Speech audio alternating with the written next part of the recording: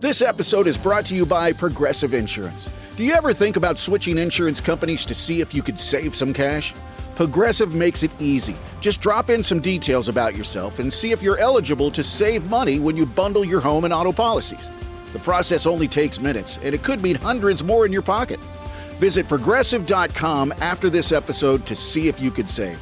Progressive Casualty Insurance Company and Affiliates. Potential savings will vary. Not available in all states. This is a mini meditation guided by Bombas. Repeat after me. I'm comfy. I'm cozy. I have 0 blisters on my toes. And that's because I wear Bombas, the softest socks, underwear, and T-shirts that give back. One purchased equals one donated. Now go to bombas.com/listen and use code LISTEN for 20% off your first purchase. That's bombas.com/listen and use code LISTEN at checkout.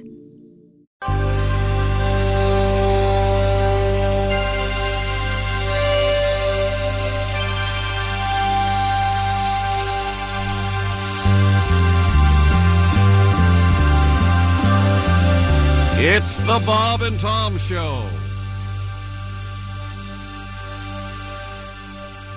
There's no stopping it. Okay, gang. We're all on for 4 o'clock on Tuesday. There's no hiding from it. I'll have Sarah send out an email. There's no way out. Okay. Hey, can I get anybody anything to drink? Some coffee, Diet Snapple, or how about some bottled water? It's the haunted meeting.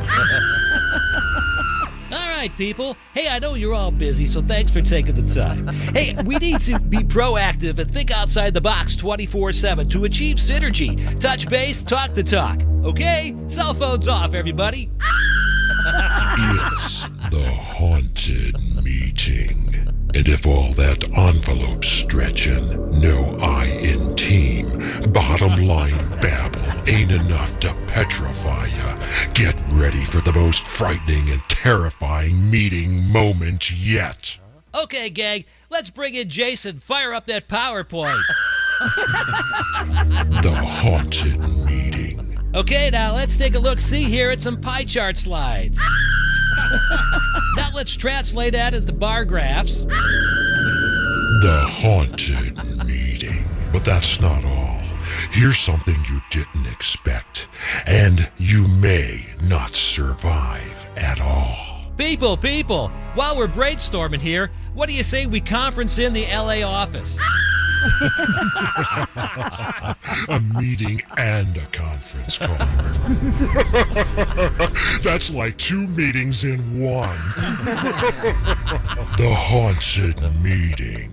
Well, anyone? Come on, people, let's hear it. Remember what I always say, in a brainstorm, there's no such thing as a bad idea. Bullcrap! A bad idea is a bad idea, and you'll forever be remembered and humiliated for it.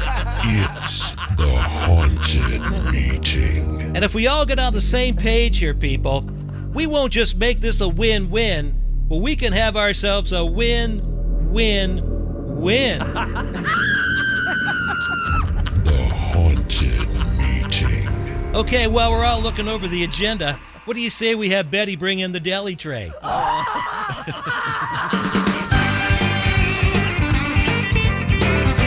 'Tis the season for the haunted meeting. All of those scenarios absolutely happen in this building. Yeah. Good morning. It's the Bob and Tom Show. Christy Lee at the news desk. Hello, Chick. Hello. There's Pat Godwin. Hey, Chick. Hey, he's over there in the performance room. There's Jeff Oskay. Hello. That's right. There's Ace Cosby. Howdy. I'm Chick McGee.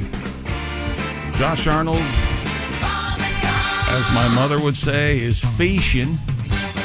And here's Tom Griswold. Thank you very much. I think Josh is in a fishing competition, am I saying? Yeah, he's doing a bass competition. Big prize, too. Do we know how well he's doing? Have we heard anything? He's 17th out of 18 fishers. Actually, there's like 700 teams. So he's about 659th. Okay. All right. Well, what accent is that? Fishin. My mother would say fishin and weesh and deesh. Arn. Deesh. How would she say W-A-S? President Bush. H-E-R. President Bush.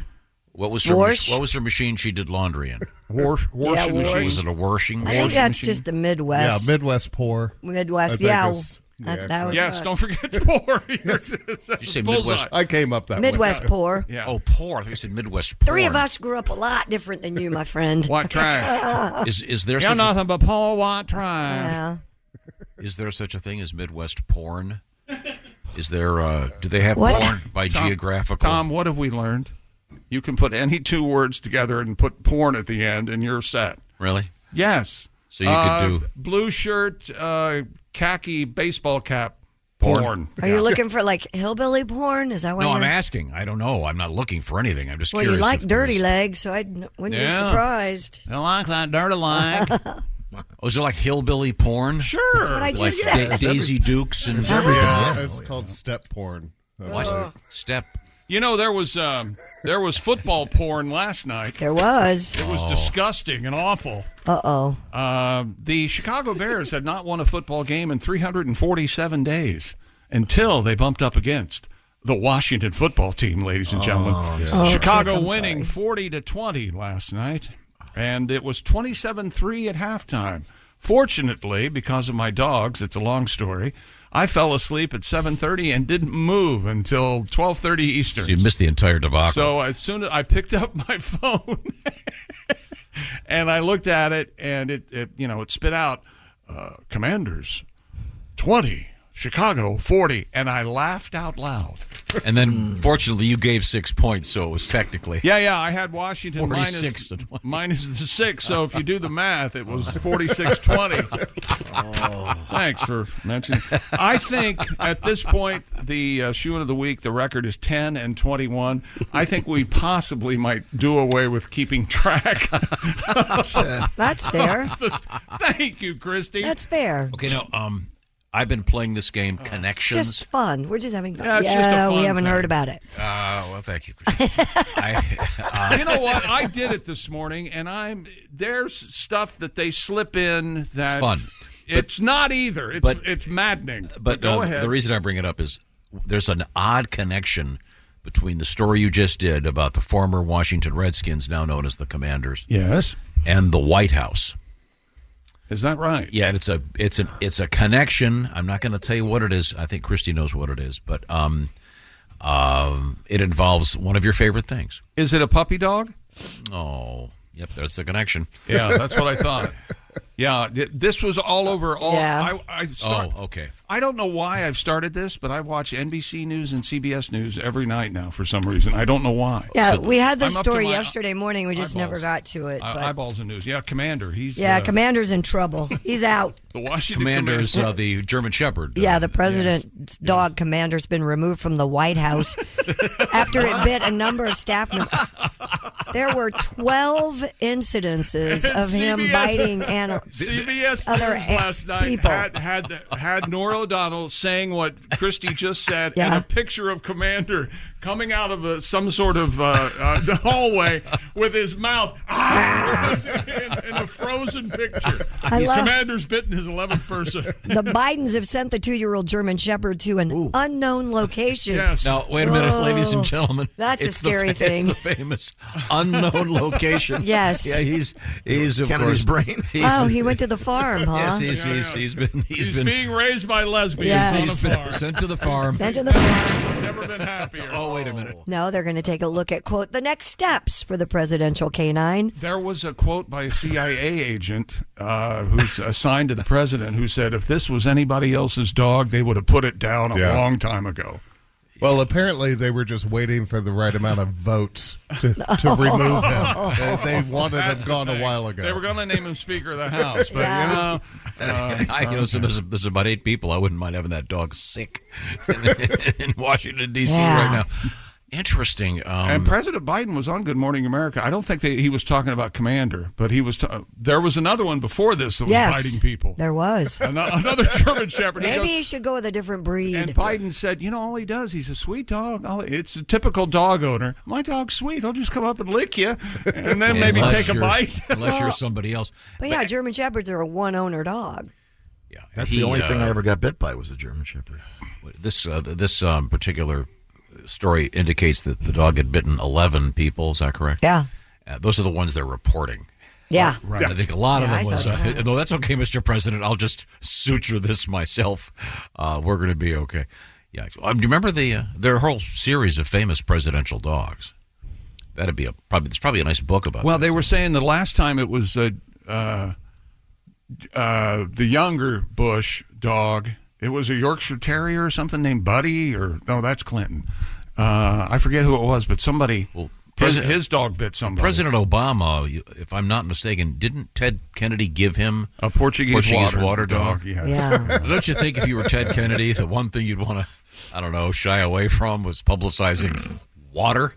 Yeah. Yeah. Well, we've named her Mary Jo. Cute little doggy. Do you know any other presidential dogs? Most famous one, of course, I think historically, is Fowler. Was that FDR's? FDR. Checkers, but Checkers wasn't.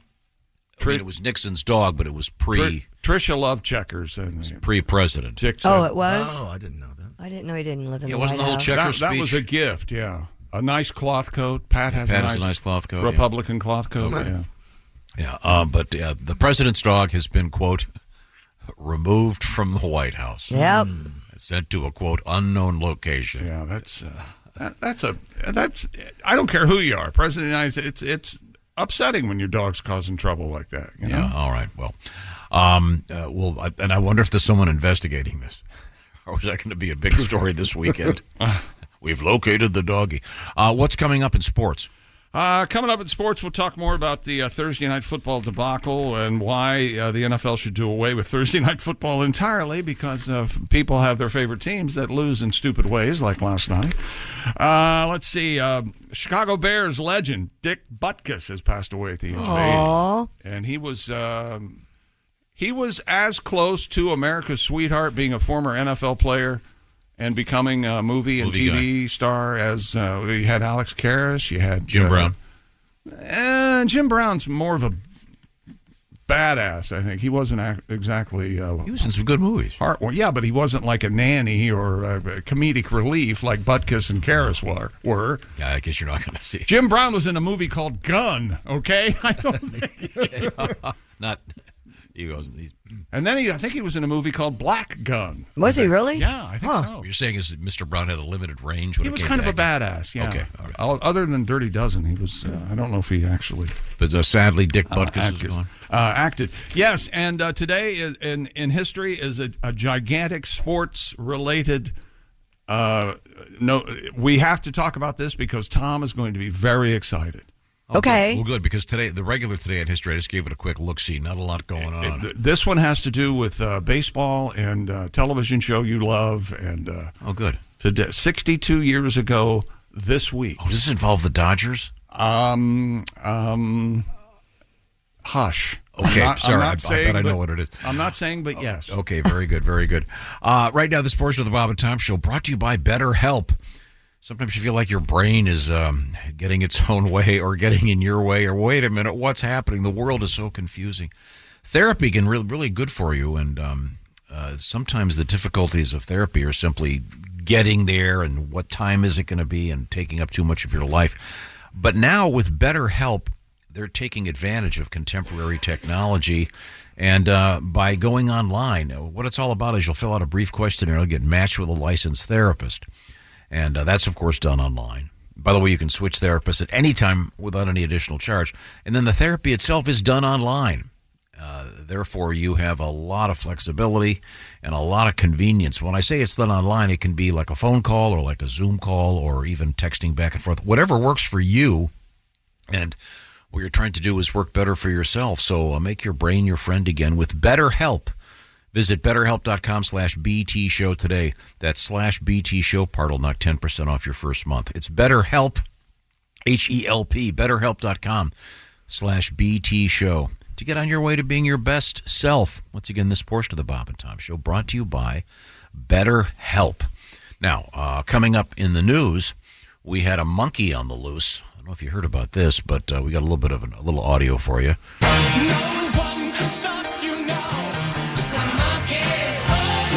There you go. Have they caught the monkey? Yes, we'll find out. We were going to tell you after the break, Oh, but now sorry. you know. Okay. This is the Bob and Tom Show.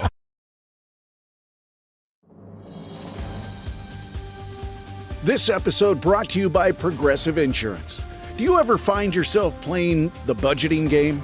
Shifting a little money here, a little there, and hoping it all works out?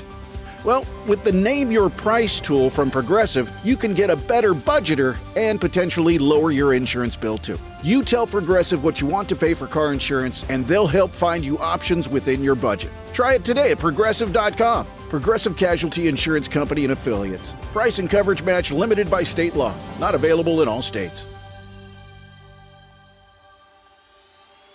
Does it ever feel like you're a marketing professional just speaking into the void?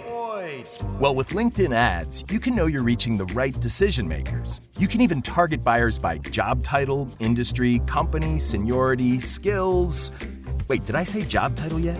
Get started today and see how you can avoid the void and reach the right buyers with LinkedIn ads. We'll even give you a $100 credit on your next campaign. Get started at linkedin.com/results. Terms and conditions apply. Welcome back to the Bob and Tom Show. Christy Lee at the news desk. Hello. There's Pat Godwin in the performance room. Hey, chick. There's Jeff Oskay. Hello, sir. Josh Arnold on vacay. There's Ace Cosby. Hey. I'm Chick McGee, and here's Tom Griswold. I wouldn't say Josh is on vacay. He's in a fishing tournament. He's working hard to win some big money. You're just sitting there. Thank you, Ace. Just sitting there. Sitting on his ass. And eating and drinking. Uh-huh. And jumping in the lake and crapping every now and then, probably. I just got a new fishing pole yesterday. Did It ya? arrived at my house. Yeah. Your mail order, eh? Just a pole? I have a few lures and a little tackle box, so I'm ready to go up. Did you get the reel and the rod, or just? I did. I got the nice. whole combo. What's that running these days? Around $100. Whoa. Oh, yeah. You know, I had some lures one time, Tom. You know, it would go like, don't you know who I am? Stuff like Oh, is that your lure? That would be the lure. That'll catch along. Yeah. A largemouth or a smallmouth? Every now and then, just saying I'm Chick McGee would work. Every now and then. Really? But not, Were you- very often. Were you on the? Why is that? What's going on? Just ring a bell? This It's is me in playing. cue or Taj? something. Is that Taj? Is this banjo? Bet you going fishing all of the time. Baby going fishing too. I love this song. Bet your This sounds like a song that's in Catch more fish than What's Up me. Tiger Lily by John Sebastian in the Lovin' Spoonful. Anybody recognize this? Taj Mahal. They're very good. No, never Here heard it. That guy doesn't have all his teeth, does he? My baby's going fishing too. That's the great Taj Mahal. Are you familiar with Taj? Nope, sorry. Nope, it's a building, not a person. Sorry. Taj is great. When did that song come out? Back before they had reels? Like it Yeah, was I just a don't- string on a They were stick. going for an How old does that? sound. How does that? Something like that survive? It's a fragile piece. Oh, it's a great song. I saw Taj Mahal do that song in front of about 20,000 people. Tom, They were all riveted and paying attention. nobody cares. that Oh, you I didn't say. did that. I don't care if anybody cares. You're I know missing you a larger care. point. You're very passionate about it. I Go know. get Giant Step by Taj Mahal, and you'll feel better about life. Were they the opening act? Oh, yes, they were the opening act Thank you. days, and my point was that Who were you there to see? Tell me about the whole thing. Did you? It wasn't Genesis. Did you take a date?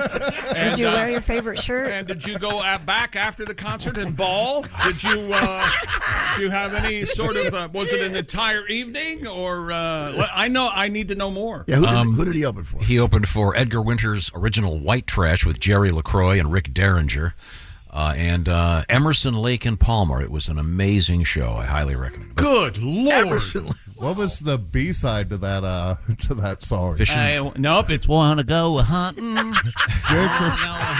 Gentrification blues. Go hunting too. Mayor made me pissing. Brilliant. I wish we could get Taj in here. I'd love to have him in here. Ever hear the song Giant Step? Well, we my God. we'd better hurry. Okay, fine. He sounded 80 then. Do you remember? At any point, do you remember how long Carl Palmer's drum solo was? That's probably when I went to grab a quick beer.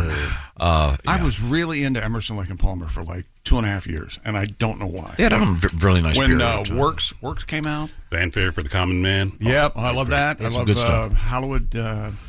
From the beginning, school, right? Greg Lake. Lyrically not real strong, but very good music. I'm not sure why we're playing this. Oh, it's because of Josh going fishing. Perhaps we could play some of our fishing tributes later. But right now we have the important. Before we get to sports, yes, put it off as long as you can. If you want. Okay. On the national news last night, we had a monkey loose. When we do have our theme song here, here we go.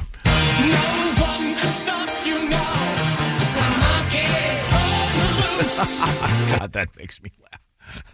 Hey, we're the monkeys. And if you haven't seen this monkey yet, you owe it to yourself to go check it out. It's a potus monkey. They're kind of creepy looking. A potus? I think that's what they're called. Yeah. It looks like it's about potus. 4 to 5 feet tall. Yeah, way bigger than you would think. I don't think it's 5 feet. It's not like Lancelot Link. Well, they're about 3 feet. They walked on. If he stood upright, he was running through yards. He jumped on a woman's car on her way to work. She goes, just when I thought my morning couldn't get worse, there's a monkey on my hood. And I was listening to Chick Sportscast. Okay. Police. Now, can you imagine if your dogs saw a monkey? My dogs have enough trouble with deer. They have no idea. Oh, my dogs would go nuts. Yeah, the squirrels, they go crazy. Yeah. But a monkey. They smell them. They see them. They're not dogs. Now, would the monkey be afraid of the dogs? Probably not. I don't think so. I don't think monkeys are scared of much. Okay, well, but they got the monkey. This was loose in Indianapolis. Police in Indiana captured a monkey that was on the loose in an Indianapolis East Side neighborhood. The monkey named Momo escaped from his owner's property, leading to an hours-long search for the male potus monkey. Lieutenant William Carter of the Indianapolis Metropolitan Police Department and officers tracked Momo to the bathroom of a house that was under construction. At least you have the good taste to use the toilet. Yeah. He was finally captured by the brother of the monkey's owner. After his capture, Momo was taken into the care of Indianapolis Animal Care Services, which then turned him over to the staff at the Indianapolis Zoo. For now, officials will determine whether the primate will be returned to its owner. This most recent incident makes Momo's second escape in 3 months, and the owner was fined. You know, they got him. Yeah. You know how they got him? How'd they get him? They told him he could come jump on the bed. It's very common, appealing to monkeys. Then they brought a barrel in. No, I'm going to join my 999 friends. We're going to have a good time. Arguably worst toy ever? Barrel of monkeys? I had that game. I'd vote for Slinky, maybe. You hate Slinky. I mean, it's, it's bore. Watch it go down the stairs. I think, now what? I think I had like 6 or 7 Slinkies, and they each lasted 3 to 5 days. Yeah. At least your house had stairs. Like, we were raised in ranches with a Slinky. True. That's the most disappointing thing ever. Wow. Yeah. So sorry. One step, it was the one outside the back door. So not only is it's a crappy toy, for pretty much anybody. Yes. Especially if you're in a ranch. Yes. Okay. Isn't that the Ace Ventura Nature Calls? Is that the second one where he has the Slinky down the 1,000-step from the Buddhist temple? And it makes it like 3 steps to go, and it stops. It goes, oh, almost made it. Did you do the world record for the toy yesterday? Did I give you that? I don't think you did. Oh, it's a really cool story. Hot Wheels world record? No, we didn't see that yesterday. I told you there was a point in my life not that long ago where I spent most of my days watching this guy on YouTube who would race these Hot Wheels against each other. Oh, yeah. He would say, "Oh, it's a silhouette," and this guy and his son, and the marble race. They went to a stadium, and they put the Hot Wheels track from the top step down. Yeah. And then they had the loop-de-loops in it. Yeah. So it's the world record loop-de-loops, because you can imagine with all that momentum going down and everything. But did you see the video? They still had like 1,000 feet to go. Like, did they just run out of money for track? Because they could have put like 50 more loops out. I was wondering if it would gain so much speed that it would fly off. But that's a very fair question. I'll find the story for you. Do you remember the Hot Wheels and when they came out with the supercharger?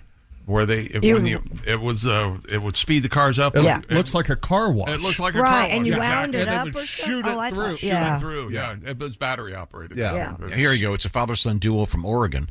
They didn't make it back down to the field, if you will, from the top stairs? Not even close. Do they just fly through the stands? It just goes down like one section of stairs. I was very impressed. Apparently you weren't. I got to work. Congratulations to 5-year-old Gavin. You didn't tell me he was 5. It's a father-son duo. I'm guessing Dad did a lot of the work. It's like a Pinewood Derby car. And his dad, Chase, they achieved the record with a total of 20 loop-de-loops. The track was set up on stadium steps, and the Hot Wheels car completed the loops as it descended the track. Kind of cool. Fun thing for a dad to do. Good for you, sir. I'm not sure. I don't know why it didn't go farther, but Hot Wheels track is not cheap.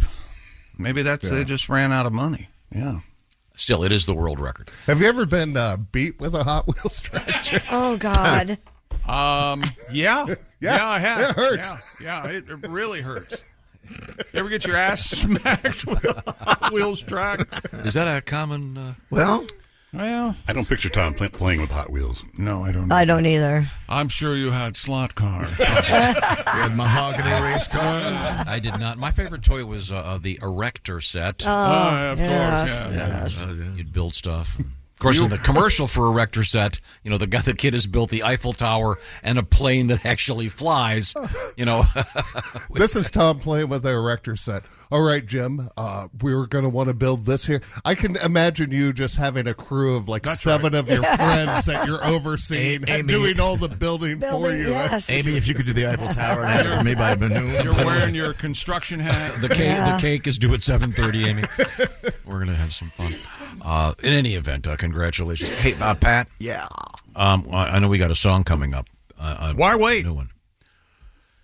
I think Pat's busy over there working on various things. I'm ready to go. He's ready to go. Okay, which one do you want to do? Is that what you're going to do? Oh, you just said you were ready to go. Well, let's go with that story from yesterday with the sign. Okay. With the what? There was a the sign? There was a story about a sign yesterday that. Oh yeah, we get these all the time where there's unfortunate name. A road has a road has a name that invites people to steal the signs, and this happens all over the place. There'll be some funny road name. This should be filed under. What do you think was going to happen? Right. This was in Canada. They're going to rename Harry Dick Road because of thefts of road signs. According to the CBC, the road bears the name of Mr. Harry Dick. The Dick family has lived in a spot near Eganville for over a century. The township of Boncher Valley confirmed. Boncher Valley? Oh, I thought you said Bushy. No. I thought you said abortion. Well, that's an attractive township. What did you hear out of that? Man, clean your ears out, dude. I did not hear that word. Rather unpleasant. Boncher Valley confirmed the signs are stolen about 4 times a year despite efforts to deter thieves.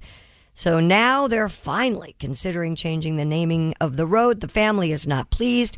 The township has gone to extremes like greasing the steel pole. They even put up a camera recently, but that was stolen as well. Their grandson has actually considered electrifying the pole with a solar panel. Now you're talking. Yeah. But that's the name of it, Harry Dick Road. You have a tribute, Pat? A lot of folks do Steve Earle. They cover Steve Earle. Here's the frat boys' take on Steve Earle, okay? Well, my name's Chad Von Winkleby. Oh, my daddy was a Fiji. I'm a legacy. I have to get through rush and survive the haze. Drunk as a Kennedy for 7 days. Rode a Greyhound bus to Ontario. I'm on a mission from the frat. Don't you know? There's a sign that gets stolen about twice a year. Hand me a screwdriver, grab me a beer. It's real funny when you're 18 years old. Sign hangs on the frat now, Harry Dick Road. No student loans owed. Harry Dick Road. Nice tribute to the great Steve Earle. Well, did you see the sign? Have you actually seen it? No, I haven't. The cross street? No. Mike Hunt Highway. Really? Yeah, Mr. Hunt. But that sign's not getting stolen? Just the Harry Dick one. I don't believe you. Maybe one of the sororities will grab it. I doubt it. But I'm sorry. We were going to return to the sports page with Chick McGee. Thank you, Pat. I guess. Here we go. Justin Fields had a banner night. DJ Moore had 230 yards and 3 touchdowns, mostly in the first 3 quarters. The Bears beaten up on the Washington football team 40-20 last night. Field matched his career high set last week with 4 touchdown passes. Chicago's win comes hours after the word that Chicago Bear great Dick Butkus has passed away at the age of 80. He was at his home in Malibu, California, and that reminded all of us that there are many NFL players who went on to. I forgot about all these guys that went on to become TV and movie stars. What was he in? Well, first of all, you got Ed Marinero, you got Jim Brown. They're counting, he makes a good sauce at it. They're counting Dwayne Johnson, The Rock. They're counting him as an NFL player, a college football player. They also count Burt Reynolds too, but he was Florida State running back. But Terry Crews, I forget which. I think he did play for an NFL team, but I forget which one. Terry Bradshaw, of course. Howie Long, Fred Dreyer, one of Ace's. What he said was Hunter. Ed Marinero and the fabulous Hill Street Blues. Rosie Greer. And Rosie was, of course, famously in. I forget. The one with 2 heads. Remember this movie? Oh, The Man with 2 Heads with Ray Milland. That's exactly right. It is some of the worst special effects you've ever seen. One of the greatest lines in cinematic history when Ray Milland wakes up and looks over and sees Rosie Greer has been added as his second head, Rosie's head, and he goes, "Is this some kind of a joke?" You have to wonder how much in debt Ray Milland was after a distinguished acting career to take that gig. He did not sign that great of a contract with the Lost Weekend, evidently. Lawrence Taylor acted. He was in that Al Pacino movie. I forget the name. Black Sunday, or I forget the name of it. Jim Brown, of course. Bubba Smith. Fred Williamson. The Hammer. Bill Goldberg. The wrestler? My favorite wrestler of all time. He played with the Falcons. Brian Bosworth, of course. He was in a couple of action movies, and he's now in Fanville. He's doing those commercials. Well, Joe Namath was in Cece and Company with Ann Margaret. Joe Namath. That is another Cineturd. They're counting John Matusak here, but he was in that movie that football movie that you will not forget ever. North Dallas 40? Yes. Great movie. Dan Marino, he was in... Ace Ventura? Something about... was it Ace? No, something... Yeah, was it something about... No, that's Brett Favre was in Something About Mary. Dan Marino was in Ace Ventura, Dan Marino was in Ace Ventura. Carl Weathers. I think he was a Raider, I believe, defensive back. O.J. Simpson? Oh, yeah. You remember O.J.? He's terrific.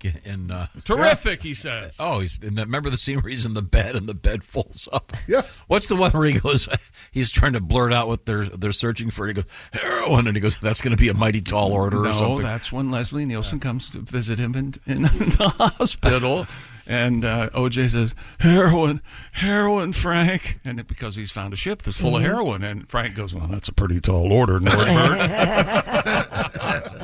And then they say, we're going to catch whoever did this to Nordberg. We're going to put every officer we have at our disposal right after we go have some lunch. So, Alex Karras wasn't he in Webster? That's got to be one of your favorite shows too, right? It's awful. And it was heartwarming. Yeah, that's right. Merlin Olsen. Remember him? Father, he was Downey or Michael Landon's big time buddy. Oh, that's right, yeah. Mark Harmon played for UCLA. I don't think he's handsome. Played for an NFL team, I don't think. Is he married to Pam Dauber? I think they are still married. Yeah. Yes, that's exactly right. So, in any event, Dick Butkus just passing away. And for some reason, the older I get, I can't say Dick Butkus. I can say Butkus, but I can't. If I put the Dick in there, I have trouble, Tom. You have trouble when you put the Dick in there, do you? Dick Butkus together. I can't. Well, you got to do the kiss first, then. I have get to the Dick in there. Butkus. I can say that all day long. Remember the dog named Butkus? What was that from? It was in a movie. Oh, yeah. Hey, Butkus. How you doing? Was that Rocky? It was in Rocky. That's exactly right. Okay, well, you gave it away, but thank you very much. You're welcome. More sports Dick coming up. Butkus is like Dick Van Dyke. It's got two of them in there. You know what I mean? You've got your I do know what you mean. Yeah. You know what he means, right? Oh, I got it. You got your dick. You got your butt. You got your That, dick. you're gonna kiss. Yeah. Okay. It's fall, Yes, and it is. by all indications, leaves are falling, et cetera, et cetera. It also means that I have no time, and if your life is anything like mine, you have no time either. And that's why HelloFresh is going, hello. Hey, pay attention for a second because I can save you a ton of time. Eating better, healthier food, of course, and HelloFresh, they'll do that for you. They'll help you by doing the grocery shopping, and then they deliver the food to you. That's why it's America's #1 meal kit. And it's not just the food. They've measured it. They've got it all set for you, and they have these great cards with pictures and everything showing you how to make it. And their specialty right now, the quick and easy options from HelloFresh. 15-minute meals. Some of these involve 5 minutes of prep, and then you pop it in the stove. This is really a no-brainer. Christy, what are you working on? Honey butter barbecue pork chops with mashed sweet potatoes and lemony green beans. What a perfect fall meal. It's 6 easy steps. You have everything on the table in 25 minutes. What a great deal. That looks delicious. Yes, and they've got everything, 40 things to choose from at least every week. And you've got vegan stuff over here. You've got classic comfort food over there. Don't forget the HelloFresh Market. I'd like to mention the mini pumpkin cheesecake. Perfect for the season. See what I'm talking about? Go to HelloFresh.com/50BT show. Why 50? Because you get 50% off, and I would be remiss if I didn't mention free shipping. That's the key here. So the code is 50BT show. HelloFresh.com/50BT show. Eat better, eat healthier, save a bunch of money, less food waste, have some fun, and it's easy to do. HelloFresh.com/50BT show. The fall is the time to try it. Coming back, we have the world's most inconvenient convenience store in the news. Have you ever seen this thing? It's amazing. And someone's upset because someone got naked in church. We'll find out what that's all about. This is the Bob and Tom Show. Got something to say? Send us an email, bobandtom@bobandtom.com. This is the Bob and Tom Show.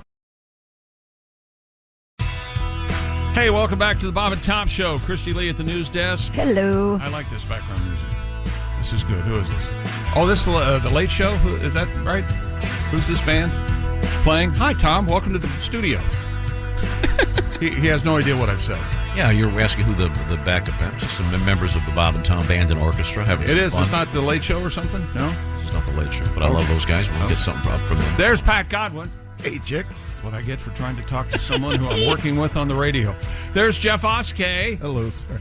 There's Ace Cosby. Hey. I'm Chick McGee. And here's Tom Griswold. Jeff Oskay is always here on Fridays with his famous segment, News We Failed to Mention. Jeff is sitting in for Mr. Arnold today. Willie G in Chicago, hanging out. We'll be getting a Chicago report coming up in the next few days, certainly. He'll be in studio again on Monday, I believe. Couple things, Tom. A little housekeeping. Ready? Yep. Dear people, I noticed that Josh Arnold not in the studio. Could it be that he had his emergency test feature disabled on his phone on Wednesday's test day, and now he's incarcerated in an undisclosed location in a cell somewhere? Aww. We want to know. That's Ron from LeClaire, Iowa, which means the Claire, Iowa. Thank you very much. Speaking of other states. We don't know where Josh is. He's fishing, I told you. And we don't care. In the Ozarks. We have a trip planned to Bowler, Wisconsin. This show will come to you Friday, November 17th from Bowler, from the North Star Mohican Casino Resort in Bowler. And we will be doing a couple of shows that evening. Can we set me up at a blackjack table and I'll just play blackjack all morning? Oh, that'd be fun. That would be fun. Or until you run out of money. No, you know how I look at casinos? It's like a big ATM. I'm just going to pick up my money. Good. Yeah. But we're going to be doing a couple shows that evening, and hope you can join us. The first show already sold out. Information, North Star Casino Resort /entertainment. There will be some surprises, I can promise you that. And we have some fun in the morning with Duke Tomato and the Power Trio and the Brass to Mouth Horns. We'll all be there. Tom and I will be hosting those comedy shows. And for those of you who've asked me many times, do you and Tom really hate each other? Are you just playing when you bicker on the morning show? And well, you can come and judge for yourself. Okay, that'll be fun. Now, whether it's real or not. Now, coming up in sports? Well, no, not coming up. Tom, it's a very special presentation. Today, in sports history. Wow. Ladies and gentlemen, you're not going to believe it. Are you ready? Yep. 62 years ago, Mr. Ed crushed a home run against Sandy Koufax at Dodger Stadium. Back in, what year would that be? 62 years ago, it would be 1961? Am I close? Yeah. Right around there.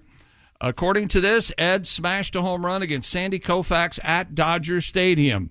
And as of today, Mr. Ed, as I'm reading this, Tom, Mr. Ed remains the only horse to ever hit a home run off a Hall of Fame pitcher. And if you've ever seen this clip. It was an inside the park home run, I think. Yeah, because he slid into home, I think. Yeah. And when he slides, you can just see this horse leg. A hoof. And you know there's some guy with a stick and a horse leg just off. Yeah, and that begs the camera's question, point of view. How did they come up with the horse's leg and all sorts of questions Yeah, you ask yourself. you better. It's best not to.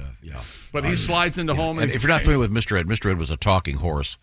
Hilarious. Of course. And the beauty of the show was that Ed, the horse, only talked with Wilbur. To Wilbur. Mm-hmm. So it was kind of like a Michigan J. Frog, where if Wilbur would go, hey, this horse just told me, then the horse would just look up like, what? And not say anything. Very, very good premise. It's just a fine, fine show. And he had a hit song. He did? Pretty Little Philly. Oh, yeah. Pretty Little Philly. Well, geez, that sounded good. Mr. Ed had a hit song? Yeah, Dean. Uh-oh. Dean. I want to hear you sing The it. day Dean Ace. jumped. Dean just got a Dean gun, is gun really permit. happy with you right now. Huh. I had no idea. I'm surprised Okay. they didn't have. I'm looking at the clip right now that the stadium wouldn't have been packed to see a horse hit off Sandy Koufax. You There would wasn't think. anybody there. Well, the cost of extras would be. Here we go. This is this Mr. Ed? This is Mr. Hit? Ed. Yeah. Well, that sounds like Mr. Ed music. Got a date a little later when the moon is on the trail with the cutest triple gator, my pretty little filly with a ponytail. This is horse singing. Got a bag of oats to call with. Hey, I bring her by the bale. Want to share a double stall with the pretty little filly with the ponytail. Now, notice it's a double stall. Oh, yeah. Even in the early 60s, even horses couldn't sleep in the same bed. Mr. Ed's voice was Alan Rocky Lane, a former B-movie cowboy star. And Mr. Ed's name, of course, was not Mr. Ed. Was it like Haymarket something? Close. Bamboo Harvester. That's it. Was Mr. Ed's name. Yeah. Great show. I love that show. Yeah. And that's one of the only interesting things today in history. Boy, the rest of the stuff, really uncomfortable. Really? Oh, yeah. 1927, the original The Jazz Singer was released. Oh, Lord. Yeah, problematic, that one. I Hoffel's son. No, not the one with Neil Diamond. Not Neil Diamond and Olivier. Papa. The I Al wanna sing. Al Jolson one. Al Jolson early on the cancel list. Wouldn't you say? Way early. Yeah, probably number one. Yeah. But with good reason, I think. Wasn't that his catchphrase? You ain't seen nothing yet, or something like that. I'm not sure what I'm just getting started, or something like that. Whatever. I missed that one. Coming up in sports, we have. We'll talk. We'll come back. Okay, we have cannibalism in the news. Oddly enough. Yeah. And then a little update on the president's dog. A very unusual. I know you're a big zoo person, Christy. A very unusual giraffe story. Yeah, I saw this. And whatever your religious affiliations, very few religions want you to be naked in their house of worship. Well. There's a guy they're looking for. We'll find out about Mr. Naked at church. This is the Bob and Tom Show. Thanks for listening to the Bob and Tom Show this morning. Catch any part of the show you missed later today on our YouTube channel. Membership means more with American Express Business Gold. Earn 4 times membership rewards points in your top 2 eligible spending categories every month, including eligible U.S. advertising purchases and select media, and U.S. purchases at restaurants, including takeout and delivery. What are you waiting for? Get the card that flexes with your spending every month. Terms and points cap apply. Learn more at americanexpress.com/business-gold. Amex Business Gold Card. Built for business by American Express. Every cup of Nespresso coffee is an invitation to transform your morning routine into a ritual you can treasure each and every day. Using the Virtuo Pup, a simple touch of the button freshly brews bold aromas and a rich, velvety crema layer for delicious cafe-quality coffee at home. Whether you enjoy your coffee hot or over ice, every sip, every morning is unforgettable. Nothing tastes like Nespresso coffee. Visit Nespresso.com or our app to explore our full range of easy-to-use machines and coffees not found anywhere else. Hello and welcome to the Bob and Tom Show. Christy Lee at the news desk. Hello. I like this music too. You're on a roll this morning. There's Pat Godwin. Hey, chick. There's Jeff Oskay. Yes, sir. Josh Arnold no longer with us. There's Ace Cosby. I'll miss him. He's fishing. Huh? Oh, I heard wrong then. I thought he quit. I'm Chick McGee, and here's Tom Griswold. Josh is in the Ozarks in a fishing tournament. What'd you say, one of 600 teams? Yeah, they're it's a huge tournament. They're big money out there with his brother and going for the bass, the big bass. What's the prize? Can we say? I think it's $100,000. Yeah, it could be a lot of money. What? Very good. Super expensive. Yeah. Once again, Tom, me and Josh would love for you to sponsor Bob and Tom Boat, and we will let you name it the Bass to Mouth, and we will go out and come in last place in your honor every once a month, maybe? No? Come on, buy us a boat, Tom. We'll see. In the meantime, coming up, we're going to have a great guest, comedian Paul Morrissey, who's very, very good. And we have some sporting news from Chick McGee across the hall there. Across the hall? Well, you didn't hear about your new office. I had an office here for a brief shining moment, and you put the kibosh on that. So we got room. You can have an office now. You can have a whole wing. Yeah. A father-daughter team. Boy, this is a record stinks on ice, man.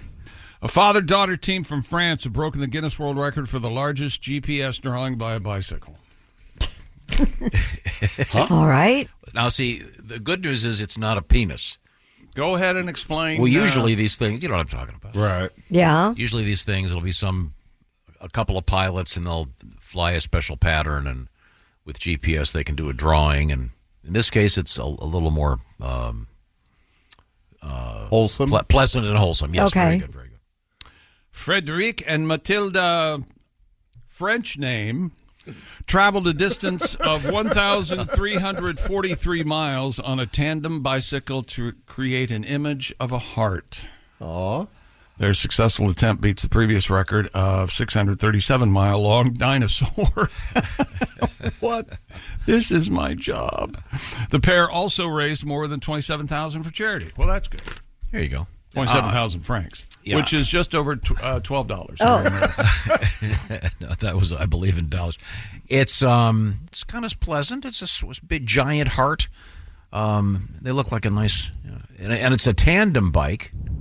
So I think that's a bicycle built for two. Yeah. And I'm guessing the father was in front, because I have a tandem. You know this, Christy. I've got a really nice tandem. And I'm guessing Dad was in front, so his daughter could be in the back on her cell phone most of the time. Hands off the handlebars, just sort of half-ass pedaling. It's okay, Daddy. I'm on Facebook. Yeah, but how many miles? Over 1,300. Yeah, she's sitting downwind from her dad? That's not fair. Plus her battery's going to go dead. Yeah, you got to get the solar powered. So you're suggesting that Dad's farting and she's has to... I mean, most dads do, I would think. And when you're exercising, it tends to... Yeah. Well, it's a nice thing, and it was all for charity. So congratulations to this sweet mother-daughter combination. Or father-daughter combination. Thank you very much. Daddy-daughter. Okay. And that's sports. That's sports? Okay. Yes. And exactly can we review your picks for the shoe-in? I guess we can if you want. Once again, we're foregoing the... Not keeping track. ...seasonal record. It's a whole new day here on the shoe-in of the week. I lost last night. If you were keeping track, it'd be 10-21 on the season. I had Washington minus the 6 last night. Yes, I don't know what I was thinking. I broke a bunch of rules by picking Washington, and I didn't double shock a pick this week, and all sorts of things. Trying to get right, Tom. Trying to get my mind right. You can take one of your bets and multiply it. No, I don't think so. Rams +4 against the Eagles. Buffalo -6 over there in London against the Jaguars. The Lions -9 at home against Carolina, and San Francisco to just sit and wait and be patient. And Dak Prescott will throw you the ball. You 49ers defensive players. I like San Francisco -3 on Sunday Night Football. So far this season, the game of the year. Sunday night between Dallas and San Francisco. Really? So there's your... And no Taylor Swift. Taylor Swift could be I thought in Minnesota this Didn't week. he ask her not to come to the game? Is that correct? Chiefs and Vikings, which is a rematch of Super Bowl IV, I think. Chiefs and the Vikings. Matriculate on down the field there, Lenny. Let's go, baby. Pump it in there. Now, I want to congratulate That's once again. dead on for Hank Strand. Once again, John Casey from Pittsburgh, Kansas, the winner of Week 4 of our Pigskin Pick'em competition, and he won himself the Big Green Egg Mini-Max. Got all 16 games correct last week. Now we have just started Week 5. You can still plop yourself down and enter. Go to bobandtom.com/contest. You can adjust your picks pre-game, of course.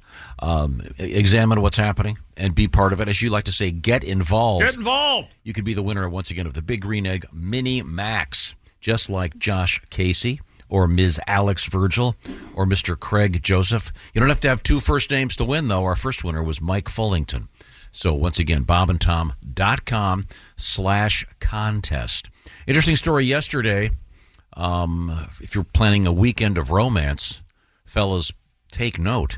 Scientists in Turkey have discovered what they're calling definitive evidence of the existence of the elusive G-spot. I thought we'd already discovered that. Well, perhaps this is definitive evidence. They're way behind over in Turkey. Oh, okay.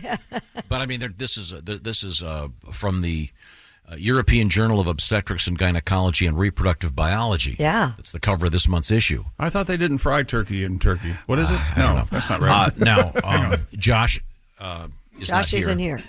I wish he was because I wanted to ask him this. Pat? Yes. I'll ask you this. All right, I could be a good backup. I'm familiar with a G spot too. You know. Do you know what the G stands for? I do not. I always get it confused. G-R-A Grafenberg? Very good. Are you sure that's not the Zeppelin? No. Isn't there a Grafenberg Zeppelin? No. We had a joke band. I know there's a Hindenburg. We had a joke band. What was it? A Grafenberg steamroller, right? Yes, that's it. Grafenberg steamroller. That's right. Would you do Christmas songs or something like that? Yes. I think the so-called Grafenberg spot. Boob job for Christmas, I think, is Grafenberg. Was Grafenberg a guy? I think he invented the Zeppelin. I think. No, that was a different fellow. Is that a different fellow? I mean, it would be somewhat odd if it. In any event, they have been searching for years, and now they found it. So, Grafenberg fellas, spot. this weekend the pressure's on. Ernst Grafenberg, German physician and scientist. There you go. Okay, so it was a fellow. Everybody's different. With He the G-spot. developed the IUD, Tom. Did he? That's what it says here. Oh. Is that the test when you're driving drunk? No. Yes. If you're really drunk, yes. You're It's blowing backwards. Ernst Grafenberg. Now, I know. Thank you, Dean. The Grafenberg Steamroller Band. I forgot their I forgot their hit. This is classic. This is a story song. Okay. About a true person, a true mascot, ladies and gentlemen, and it explains itself as it goes. In a faraway land near St. John's lies the rugged seaport of Dildo, Newfoundland. Dildo, deeply penetrating the eastern coast of Canada, is known far and wide as the birthplace of legendary seaman Captain Dildo. Captain Dildo is his name, the sailor we've all heard about in some exotic port. He's always pulling in and out. He's laid down a code to which he subscribes, spreading peace and love and giving us good vibes. Captain Dildo, Captain Dildo, Captain Dildo, Captain Dildo, yo ho! Look, there's Captain Captain Dildo heading out to sea. Gosh, I wish I was going with him. You will someday. And remember what they say. You can take a woman out of dildo, but you can't take the dildo out of a woman. He sails the seven seas, a purple helmet on his head. He's legendary for the many tales that he has spread. Who needs a mortal man? Why become annoyed? Call on Captain Dildo, he will fill the void. Captain Dildo, Captain Dildo, Captain Dildo, Captain Dildo, yo-ho!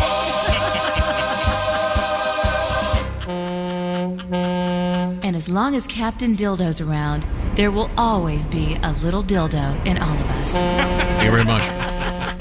That is the true story of Captain Dildo is the actual mascot of Dildo Days in Dildo, Newfoundland. It's a real place. You can look it up. Usually at the end of August. The Zeppelin was not developed by Ernst Grafenberg? Dr. Grafenberg, but it is known as the Graf Zeppelin. And once again, that band is known as Grafenberg Steamroller.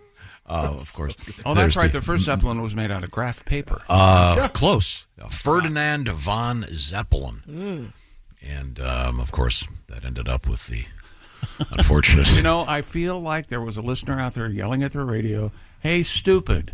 They named it Zeppelin because the guy invented it. Name was Zeppelin. I feel that. And then who knew that there'd be a great band called Led Zeppelin? Yeah. Who knew? And Not Mr. Zeppelin. And a perfume called Ode to Humanity. Hey, how are you fixed for home security systems? Smells like a burning human.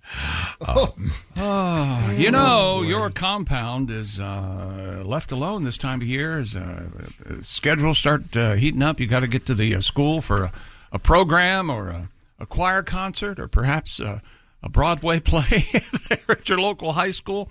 You can have 24/7 lifeguard protection with Simply Safe. It's designed to help stop crime in real time. Never leave your home alone again. Now, if an intruder breaks into your house, Simply Safe professional monitoring agents can actually see, speak to, and deter them through Simply Safe's new Smart Alarm wireless indoor camera, stopping them in their tracks. 24/7 lifeguard protection made possible by the new Smart Alarm wireless indoor camera, available with Fast Protect monitoring plan. It's the only indoor security camera that can trigger the alarm and instantly deter intruders with a built-in siren. Installed your way, like I did, do it yourself in about 30 minutes, or you can have a Simply Safe expert set your system up for you. Either way, it's easy to protect your home. And for a limited time, get 20% off your new system when you sign up for Fast Protect monitoring. Visit simplysafetom.com for all the deets. That's simplysafetom.com. Remember, there's no safe like Simply Safe. Thank you very much. Coming up in the news, we have grasshoppers eating the marijuana crops. Well, why not? It's causing some pretty serious issues. We have a monkey on the loose that has been caught, and an unusual story involving giraffes in the news and the United States Customs Service. It's all coming up. This is the Bob and Tom Show. This is a message from sponsor Intuit TurboTax. Taxes was getting frustrated by your forms. Now, Taxes is uploading your forms with a snap, and a TurboTax expert will do your taxes for you. One who's backed by the latest tech, which cross-checks millions of data points for absolute accuracy, all of which makes it easy for you to get the most money back, guaranteed. Get an expert now at TurboTax.com. Only available with TurboTax Live Full Service. See guaranteed details at TurboTax.com/guarantees. Whether it's a movie night or just midday, Skinny Pop is a salty snack that keeps on giving. Made with just 3 simple ingredients for an irresistibly delicious taste and a large serving size that lasts. Deliciously popped, perfectly salted. Skinny Pop, popular for a reason. Shop Skinny Pop now. Hey, welcome back to the Bob and Tom Show. Christy Lee at the news desk. Hello. There's Pat Godwin in the performance room. Hey, chick. There's Jeff Oskay. That's right. Josh Arnold in a fishing tournament on vacation, I guess. There's Ace Cosby. I'm Chick McGee, and here's Tom Griswold. Thank you very much. We have Josh, as you mentioned, out fishing. Willie out doing a little touring up in Chicago. And Pat's got his guitar over there. Pat's going to be our headliner for a big show at the North Star Casino Resort coming up in Bowler, Wisconsin on November 17th. We'll give you some details about that. We're going to be actually doing this show from there live early in the morning with Duke Tomato and the Power Trio, the brass to mouth horn. Should be fun. Every time you say North Star, I want to say Motor Lodge because of Tim Wilson. And I'll make it easy. The North Star Mohican Casino Resort in Bowler, Wisconsin. There you go. Outside of Stevens Point, Wisconsin. Hope to see you there. Should be fun. Details, by the way, are at North Star Casino Resort /entertainment. Coming up, of course, the Ace Cosby joke of the day. Comedian Paul Morrissey will be joining us. But right now we have Christy Lee right over there. She's at the Bob and Tom News Desk. Remember yesterday we talked about the boy band in Japan called G-pop? The man band, right? Yes, they're all over the age of 65. G-pop, a play on the Japanese word ohani-san, which translates to old man. We didn't have any music at the time, but this morning Tom did his homework and is bringing us a little sample of some G-pop for us. So these guys are older than the typical boy band. Yeah, they're all over the age of 65. The video I saw, they are dressed in white suits, they had white hats, and they have very colorful scarves, and they choreograph their dancing. And they have matching Life Alert necklaces. I've fallen, and I can't get up. Yes. And they're called the Back Pain Boys. Yeah. Here we go. This is their sound. 60, 70, 80, oh my God.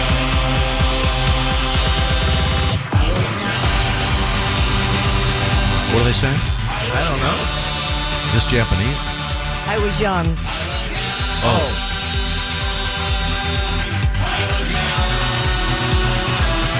Oh, well, it's about as melodic as a pinball machine. Yeah, that was their... I would pay more not to hear that than to purchase it. That was their hit. I was young. That was a hit? Mm-hmm. Aren't some of the new kids in their 50s by now? Yeah. Oh, gosh, yeah. No. Wow. Well, that's fun. You mean the boy bands from here? Or, yeah. Yeah. Like NSYNC and... and there was a rumor they were going to reunite for the Super Bowl. Mm-hmm. The G-pop band is described by their record label as ordinary grandpas usually working as fishermen. I would believe that after hearing this. Yeah. Too old to be entertaining. As singers, they're great fishermen. Yeah. It's a cute little video. Catchy. They're doing some cover tunes like Hip Breaker. Yeah. A lot of hooks. AARP in the USA. Well, these are all classic. Wow. Okay, well. Hey, did you say AARP in the USA? Yes. Okay. That's right. Love that song. Right. I feel like taking meds. These are all big hits for these guys. Instinct may be the better name for them. What else have you got over there? Officials in Bali are searching for a tourist who was seen meditating naked at a Hindu temple. A video circulating on social media shows a man sitting with his eyes closed in front of a shrine, his unmentionables covered by greenery. The viral video enraged some Balinese social media users who called on officials to investigate the matter. According to the New York Post, authorities have identified the man in the video but have not released his name or nationality. I mean, if I have a it's feeling it's Tanner from San Diego. Yeah. I mean, that doesn't surprise me. I would think this happens more often. Yeah, I think that'd be kind of a holy thing to do. Yeah. I'd be concerned about bugs crawling up my ass crack. Thank you, Ace. Have you seen the show Naked and Afraid? It would creep you out. No, so they take a man and they take a woman and they bring them out to the middle of, let's say, a desert. And they've never met before. They strip completely naked and they meet, and then they have to live together for 30 days completely naked with nothing at all and eat bugs or whatever they can catch. But the entire time they are just being swarmed by bugs. They're covered in bug bites. Crawling up and in and around. And do they this have further illustrates how difficult it is to write episodic television. Yeah. Do they have food? No. They have to kill their own food. Do they have shelter? No. It's all blurred out, right? The parts? You get to see, it's a lot of butts. Oh, yeah, gotcha. And side boob, but no. Where does one find Naked and Afraid? I want to say Discovery. Ace would know. He knows My Pat apartment. TV. I want to say Discovery. Now, what's the one? What's the Pat, one? did you say my hear- apartment? Where would you find Naked and Afraid? My apartment is what he said. That's true. Many nights. This is a hostage situation. Not going to let that one slip by. Okay. Now, So what? Wandering around. Chicken talked about the show on Max. Naked Attraction. The Naked Attraction's the game show. What is it? Yes, there. You choose a date. The person you're choosing is totally naked, and you doing the choosing, you're naked. There was a show on VH1 a few years back called Dating Naked, where you met on the beach, stripped down, and dated. And that was pixelated, but it got canceled because some girl in the first season said it wasn't pixelated enough and started to sue. Oh, God. When you sign up for that, don't you kind of know what you're getting in for? I would think. I would think so. Okay. Naked dating pretty much says it in the title. Sharon Stone thing where she didn't know. Yeah. We get emails every day now about Naked Attraction where people can't stop watching it. It's really disturbing when your girls tell you that. Hey, And Mom, have you seen this show? And once again, don't just start watching it, especially if you have a decent television. Did they show the dangler? Oh, yeah. Boy, do they. show the dangler? Oh, There are like up 6 of them close. in these big cubes, and they're all lit And then they up. have a close-up, and on a 75-inch high-definition television, it's and uncut. It's frightening. Some of them are uncut, Tom. Oh, well, whatever you're into. So Those are hideous. They look like aliens. So do the people chat so they get to know each other Sure, before they? eventually. yeah. They get to the talking. Now, are they identified by? Is there like a? I'd like to talk to There's person a, in block B, or do you have to? Each it's a color, like yellow, pink, red, blue, whatever it is. I see. So should we say goodbye to Mr. Yellow? Yeah. So is it like one man and 4 women, or is it like the show The Bachelor? A woman is picking a gent, a gentleman. Okay, and how many did you have to choose from? That's all I stuck around. I stuck around for the first. show I did one about episode 10 too. minutes, and I did the whole thing. I did not. I have not watched anything, but It's that was enough to I couldn't- complete. Yeah, you got the whole show.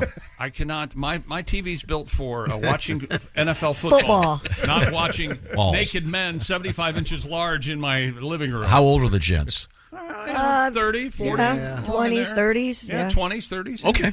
It's on Max And if you where- want to check it out. Have you ever gotten a close look? Have you ever really examined what this show forces you to do?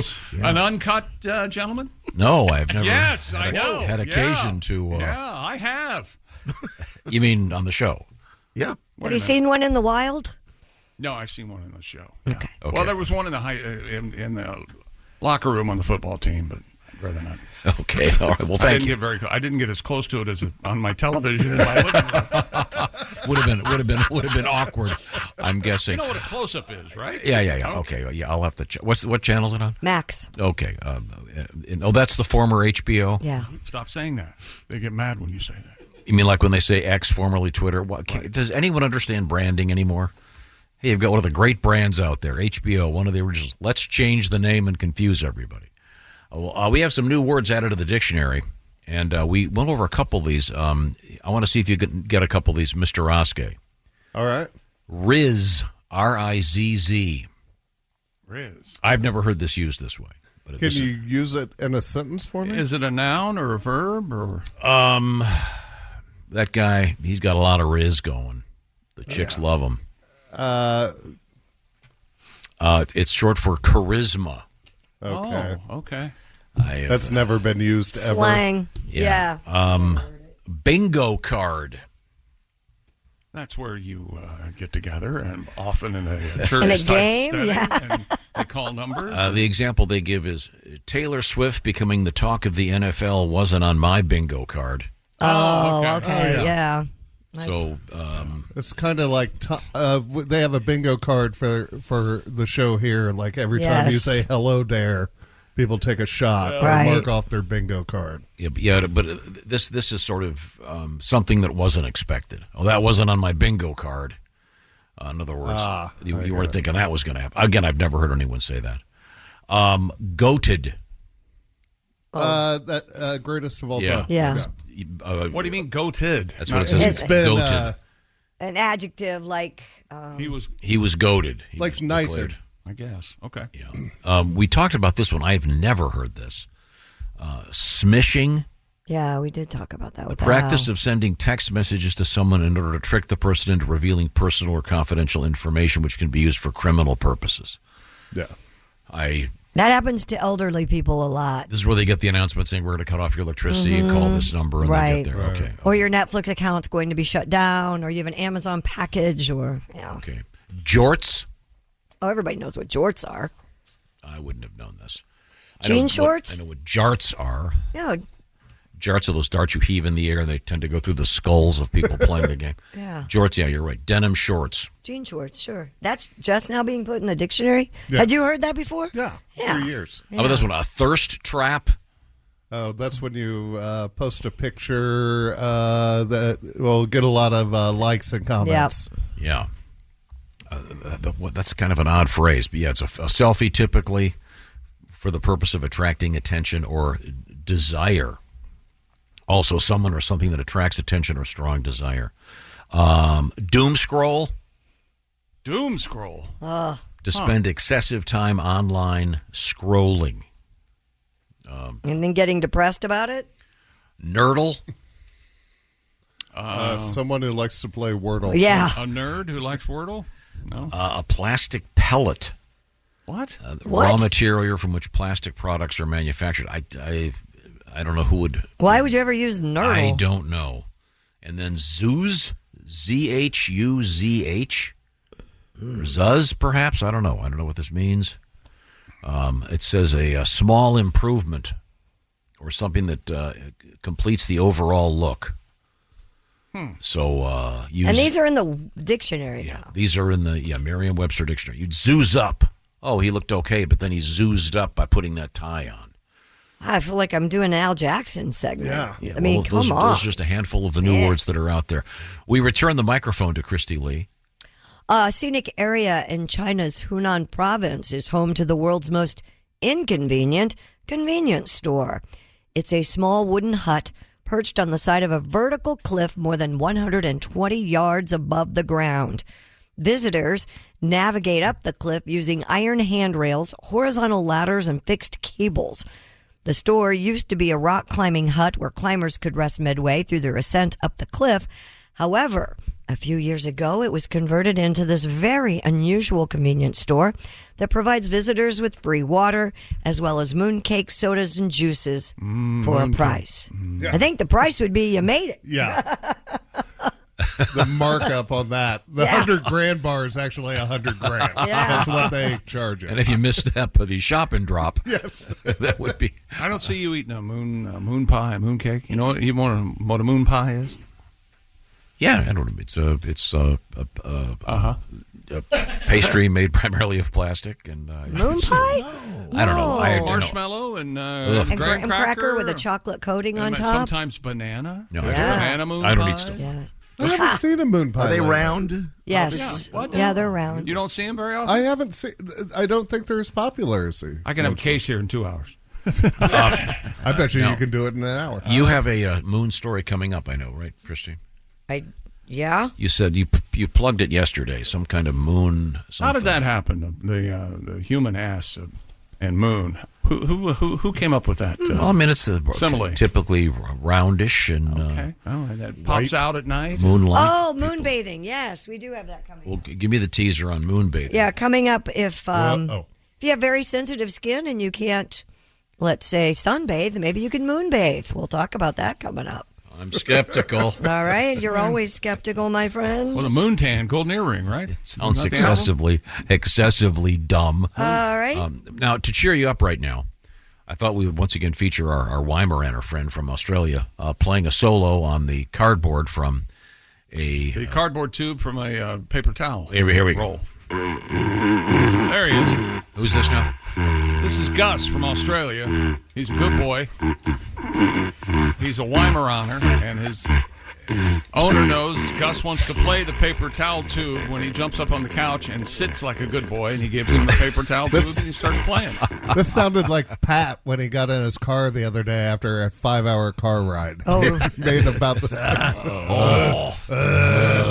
And there's also a golden retriever out there who plays a whistle. Somebody sent me that earlier today. I didn't have the. But if you want to find it's Gus the Weimaraner in Australia. If you want to see it, it's and classic. it's really him playing the paper too. Yeah, that really is him. Also, earlier we had this report.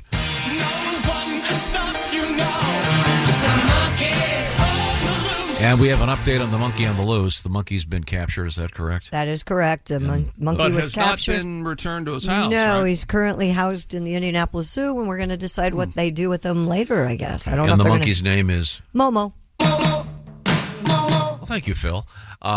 Just a touch of Phil Collins expressing his fondness for the monkey.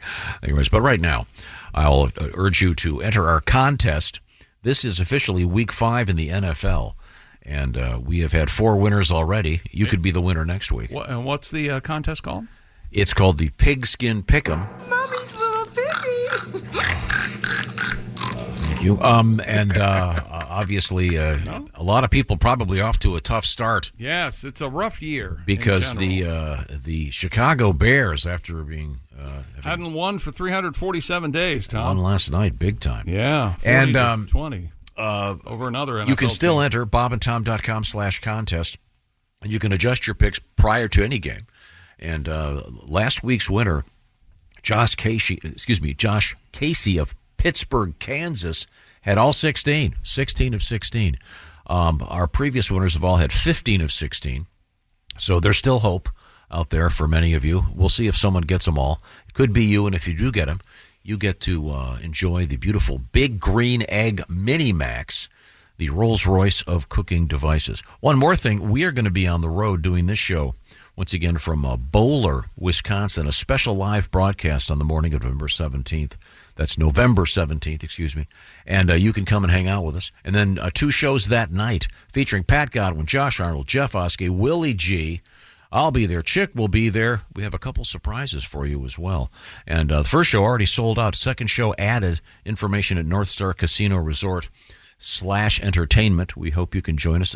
By the way, the morning show, anybody can come and hang out if you want, and it'll be fun. We'll have Duke Tomato and the Power Trio and the Brass to Mouth Horns. Coming right back, this is the Bob and Tom Show.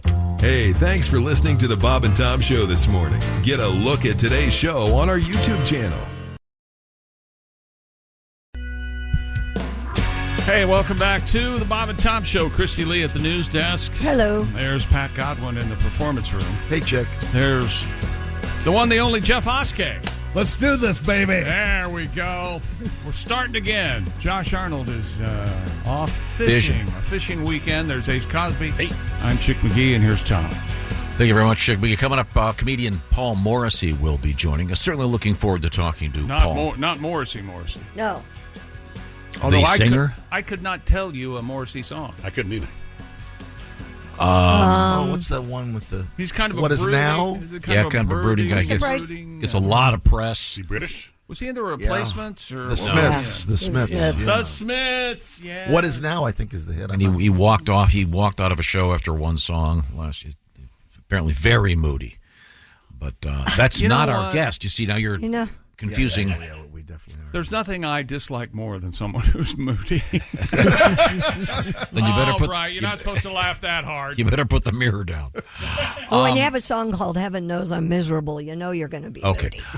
Comedian Paul Morrissey, not Morrissey, will be our guest. We'll see about that. Excellent basketball player, kind of a legend in the world of sports. I think Paul is the comedian that we think of the most and forget his name the most. I think. Okay. Hands down. I will look forward to remembering him when he's in here in a matter of moments. Oh, in you the know meantime, that guy who's really good at basketball? Doesn't look like he is. And we have Christy Lee with a story. I have not heard this. Something about moontan. Moon bathing. Okay, sorry. It's a practice of exposing yourself to the light of the moon in an effort to drink in the cooling lunar energy. So what lunatic does this? Well, this is according to Yogapedia, Tom. Oh, of course. That's right. Get all my medical information. Well, now there's a Yogapedia? Yeah, apparently the practice of moonbathing believed to be beneficial for hypertension, rashes, hives, and various inflammatory conditions. Really? Moon bathing is an ancient practice. You are just scoffing at this before you even know. And it definitely cultivates with a connection with the moon. It's practiced among cultures in India, China, Egypt, and Arabia. Any place where they've developed a flush toilet? Most often, moon bathing is done in places where the moon is in full view. Well, yeah, it's hard to moon bathe when there's no moonlight, I would think. And of course, they suggest taking a walk in the moonlight or lying on a blanket under the moon, similar to sunbathing. At least for 5 minutes, or you don't get the benefits. This sounds to me like something some guy thought up. Hey, baby, I got a blanket. There's a full moon. We're going to go out and take all our clothes off. No, it's cool. It's cool. This is what the ancient Egyptians did. This is moon bathing. Oh, look, I have a huge erection. It is suggested that to fully capture the cyclical creation and revealing power of the moon, it's best to bathe every 2 to 3 days or at least once a week. Yeah, it's important to quack like a duck when you're doing this also. Yeah. That's my understanding. Pat's waving his arms. What's happening, Pat? I just stretching, but I could do something for you. Okay. Well, it's a hell of a night for a moon bath with the man in the moon on your face. I guessed this. I know you did yesterday. It's like sunning your taint in the cool grass. Yeah! A new fad is taking its place. Well, the lunar cycles are sinking, depending on your time of the month. Yeah. Are you a Virgo? That's what I'm thinking. I'm a Capricorn. I've only done this once. You know the magic mushrooms, will make you giggle and blush. And the full moonlight's gonna shine on your tush. Whoa, by the way, I'm nuts. Can we strip down all nude and get some moon on the buzz? I want a moon bath. I want a moon bath.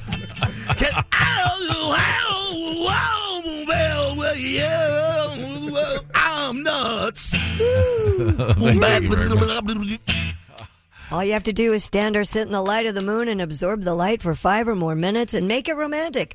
Bring some water with you to absorb the lunar frequency. Yeah. Yes. I know what you mean. By water, you mean vodka. Probably. No, well, that probably wouldn't hurt. I have an ex who moon bathes. Oh yeah, yeah. She and to let you know where she's at, she sent me a text the other day letting me know that the alert system for the FEMA was going to set off all of our all of our vaccination shots.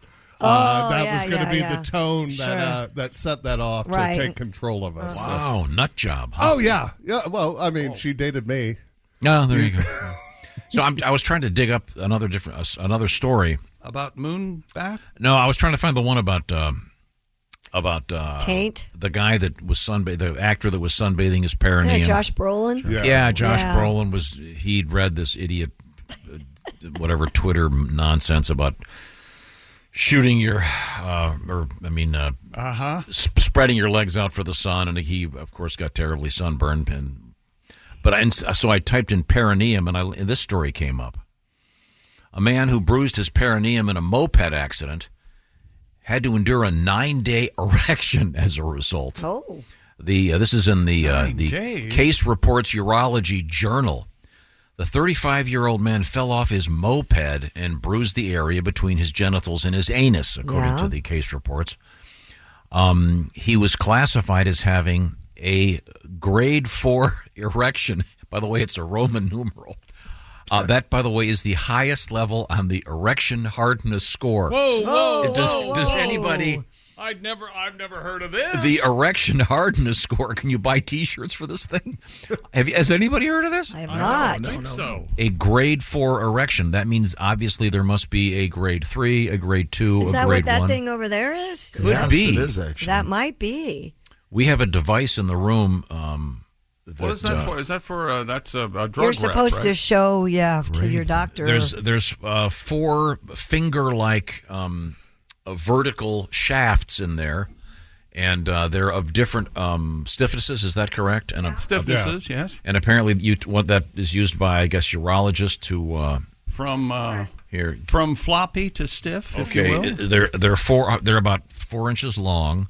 Well, touch the fourth one. And that's way too big. See, the one in the extreme. I like what you're doing with the first The one. one in the extreme left rather floppy. I think that would be grade 1. Okay, then you go up. This is a little stiffer. Grade 2. A little stiffer. That's a little stiffer. Oh, what about 4? This one's got enough oomph. Power. That'll get the job done. What's the word I'm looking for? Christy says that'll get the job done. Rigidity. That would be it. This one's got enough rigidity. With a little effort, you could probably get this baby, to perform. Yeah. This one, you could drive a nail in. Yeah, with this right? baby. This is what these call them RDC. That must be grade 4 right there. RDC. It's got to be. Raging Diamond Cutter. Yeah, this thing is almost no flex at all. So in any event, while I was searching for that other thing, I found this, but I was not aware of that. I love the fact that it's in Roman numerals. Jerry, you got a grade 4 on the erection hardness scale. Congratulations. How you feeling? Well, the worst part is he couldn't even have any drinks for the pain. No. After falling off his moped. Oh. Oh, yeah. 35-year-old guy in a moped, probably a DUI. Most likely in a program. But he could not get rid of the erection for 9 days. When you think about it, though, Jeff Oskay, didn't you tell me you had a 4-year erection? You called it high school? Oh, boy, yes, pretty much. Wow. Well, there you go. The erection hardness scale. Good to know that it's out there. Now, when we come back, we're going to hang out with comedian Paul Morrissey, and we have a couple cool requests coming up, as well as the Vikings are in the news, and an unusual giraffe feces story in the news. This is the Bob and Tom Show. Just got to get a hold of us? Call, fax, mail, or email. Get all the contact information you need at bobandtom.com. This is the Bob and Tom Show. So good, so good, so good. New markdowns up to 70% off are at Nordstrom Rack stores now. Fresh kicks, spring tops, new dresses. There's always a score. I mean, the denim section is unreal. Why do I rack? All the dresses. I always find something amazing. Head to your Nordstrom Rack store to find can't-miss deals on all the spring things. Great brands, great prices. That's why you rack. Look around. You can find cars like these on AutoTrader, like that car riding your tail. Or if you're tailgating right now, all those cars doubling as kitchens and living rooms are on AutoTrader too. Are you working out and listening to this ad at the same time? Well, multitasking pro, cars like the ones in the gym parking lot are for sale on AutoTrader. New cars, used cars, electric cars, maybe even flying cars. Okay, no flying cars, but as soon as they get invented, they'll be on AutoTrader. Just you wait. AutoTrader. Hey, welcome back to the Bob and Tom Show. Christy Lee at the news desk. Hello. Jess Hooker at Josh Arnold's slot. Hello. Ladies, how are you? Good, thank you. Good. There's Pat Godwin in the performance room. Chick McGee. There's Josh Arnold on vacation out of a fishing bank somewhere. Gonna choke you all. There's Jeff Oskay. Jeff. I thought I covered. There's Ace Cosby. Hey. I'm Chick McGee, and here's Tom with Don't worry. our Tom's- special guest. Tom's called you Josh about 6 times today. That's okay. I'm just glad to be in Just here. twice. Yeah, that one time you said Jerry. That was my favorite one. Okay, our next, I'm so excited. Award-winning comedian in the studio. and I'll tell We're you joined why. by comedian Paul Morrissey. Not to be confused with the brooding singer Morrissey. Paul, I don't think I'd know a Morrissey song if you played one. I don't think You know the yeah, Smiths, though, right? I don't think I would. Really? Girlfriend. How soon is it now? Yeah. Maybe Paul Morrissey can sing one. No, he's a comedian. And Paul, it's always a great pleasure to see you. And Paul has a new project out there. It's a collection of his stand-up comedy called Ice Cream and Everything, or Ice Cream versus Ice Cream Everything? versus everything, yeah. Okay, that sounds good. Yeah. Sounds good. Well, I firmly believe that, so... Okay. What's your favorite flavor? I will go cookie dough. Also, I've had I had an ice cream flavor named after me, which was orange creamsicle infused with vodka, which I didn't know they could do. Oh, I didn't either. Yeah, you can do it at home. It's Thanks. And who named this after you? It's in my hometown, Owego, New York. Ice Cream Works, yeah, the hometown store. And aren't you kind of a basketball stud in your hometown? I don't know if anybody remembers that. Everyone's retired. My dad was my coach, retired now. So Isn't your dad like in the Hall of Fame or something? He's a New York Section 4 Hall of Fame coach. So you said Section 4. It sounds That's like Klinger, right? On MASH, you wanted a Section 4? Yeah, I was. He's a great coach. He was also a driver's ed teacher, which those guys don't really get to shine too much. But his one great story now is that his prize student in driver's ed was Doug Hurley, first pilot on SpaceX. So how many times do the driver's ed teachers get to brag about teaching an astronaut how to drive? That's cool. But you were a very good basketball player? Well, is that any relation? Is Doug Hurley the Hurley basketball family? Or? No. Okay. No relation. No basketball skills. He was a soccer player. So. But you have great basketball skills? I was pretty good. I think I was talking about how Hoosiers was my favorite all-time movie last time I was on the show. And someone from the Hoosier gym actually opened it up for me and set up a whole game for me to play. So I have you guys to thank. How was that? That is pretty cool. awesome. Great. Yeah. Did you win? What's that? Did you win? They got a bunch of high school kids, so they were in way better shape than me. But it was just fun to. They gave me a jersey and everything. So. And you played college basketball? Yeah, I played starting point guard at Binghamton University, and then also Cortland State. I'm the all-time 3-point percentage leader. 47%. Boy, there's always some crazy white guy hitting trays, isn't there? Right? See, but that was back when if you shot threes, you had to make them. If you shot 2 or 3 in a row and you didn't make them, you'd get benched. And now you're allowed to take 10 in a row, and they're like, go. But back then, I remember there's a couple games I was like 4 for 4 and 6 for 6, and it was like, if you made them, you got to keep shooting. So that was my philosophy. That's great. Do you still have the 3? I still like shooting around. It's a good, relaxing, like meditative thing. Especially if you're good at it. Yeah, it's a muscle memory. I think it's like I don't play piano or guitar or anything like that, but it would seem like people who noodle on the guitar and the piano, it's relaxing for me. So. Am I correct in saying you were asked to be in the Washington Generals? Yeah, I had a couple buddies who did that, and I still regret to this day not doing it. I took basketball way too seriously, so I was like, and that's when I took the sports anchor job with ABC. But I had 3 friends that did it. My buddy Nate O'Neill that played at Colgate, he did it for a couple of years, and he said it combined my 3 favorite things: traveling the world, shooting 3-pointers, and playing no defense. So. I love the Globetrotters. I saw him last year. I'll go see him again this year. He talks about him every year like it's Christmas. Oh, it's the best. You ever seen the Harlem Globetrotters? Not live, no. Oh, they're the best. And they catch you every time with their tricks, don't they? Oh, I love them. And they're the same tricks every year. Doesn't matter. They're great. It's not always water in the bucket. And you're confetti in the purse, they bring a ladder out onto the court. Yeah. Last time I was there, they had an extension ladder. Yeah, that's not fair. Yeah.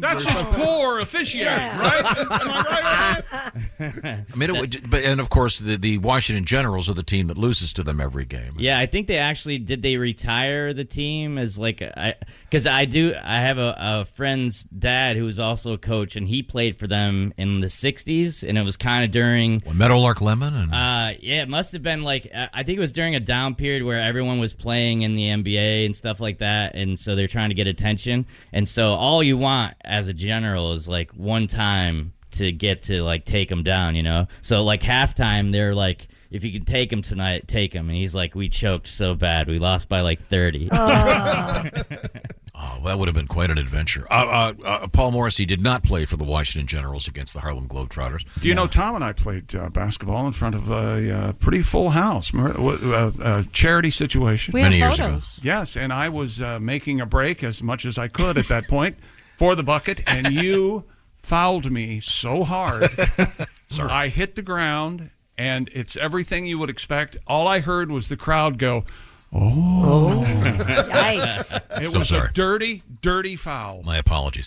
Is your dad still with us? Is he? Yeah. He's retired in Florida. He plays a lot of golf now. He still shoots. He loves shooting.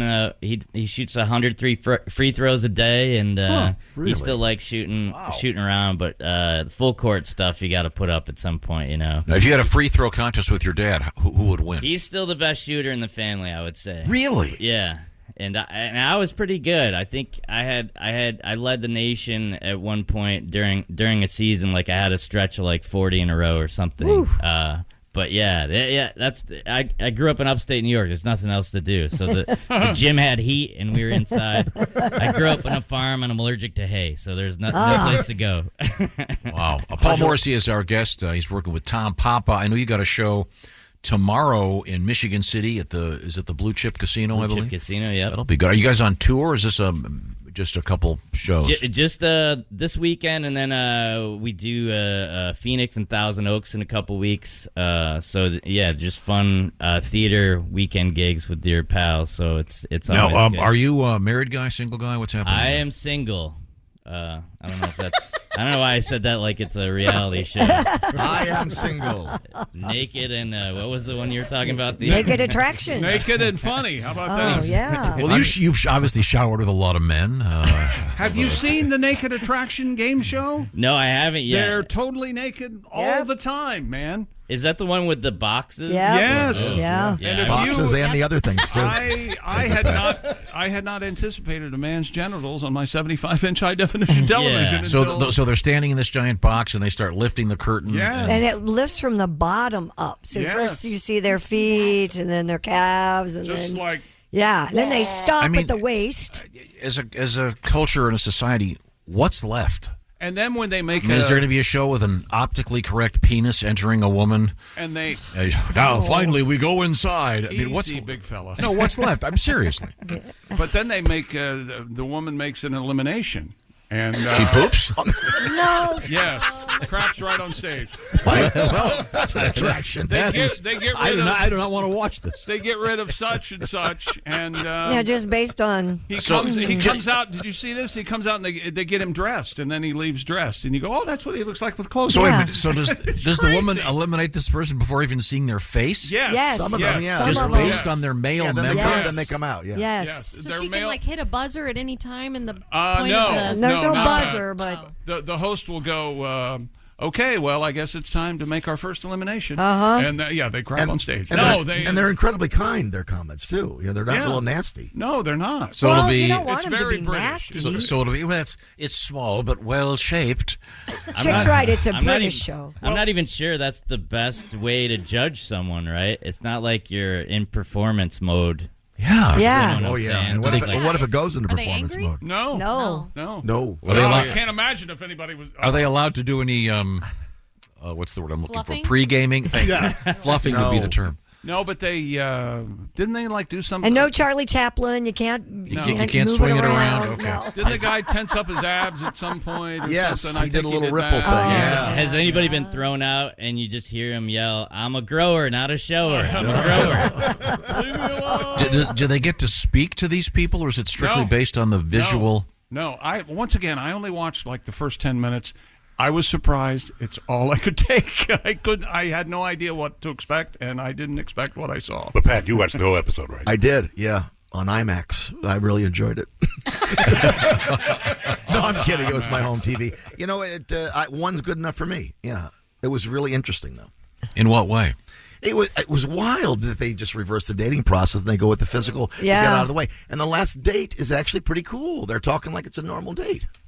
I guess you have nothing left to hide, Right, do you? yeah. I mean, There's no nerves. The person who gets eliminated, do they actually get to see their face? Yes, they do come out they and put say hi. clothes Like on the old them. dating game. They come out and Okay, well, we'll get back to our guest in a few minutes. He is Paul Morrissey, comedian. We'll find out what's going on in your life.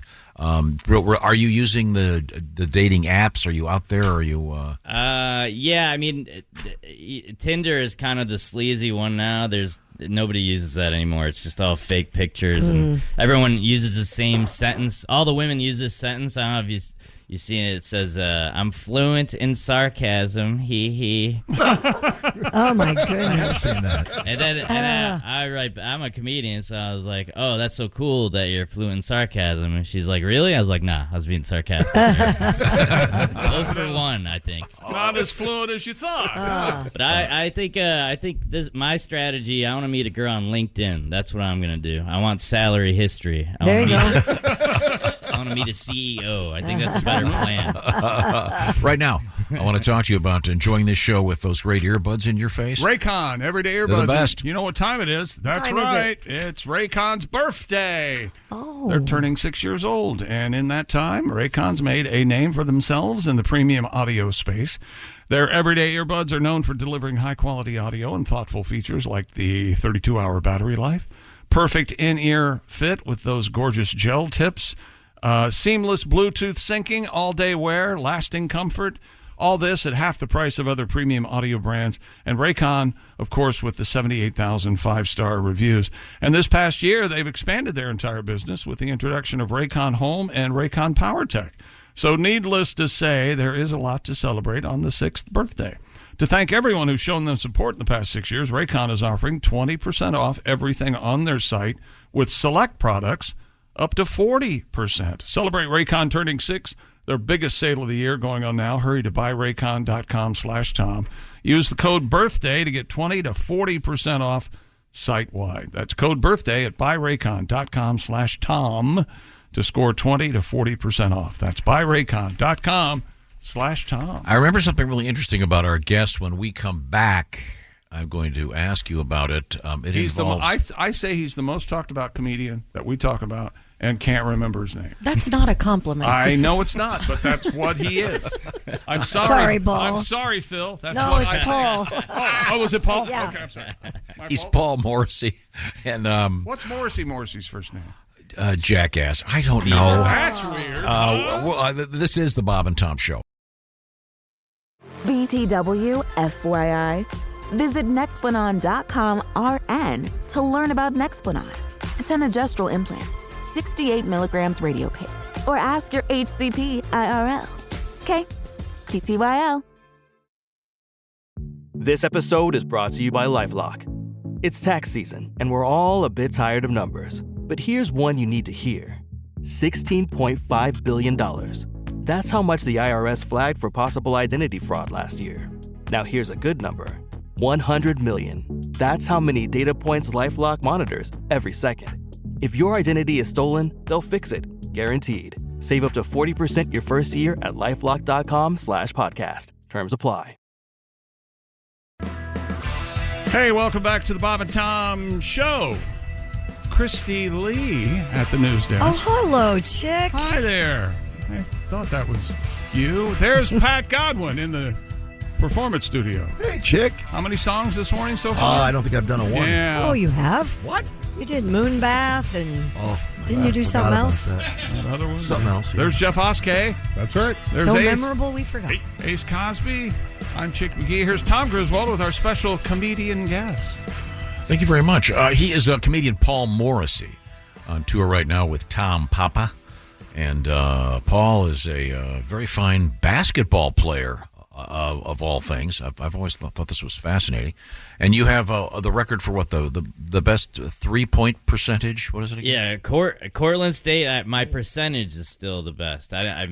Everyone passes because everyone shoots like 1,000 3-pointers now, but my percentage is still up there, so that I'm lucky. But I mean, you're overselling it now. I've been doing comedy for 20 years, and I don't think I could do.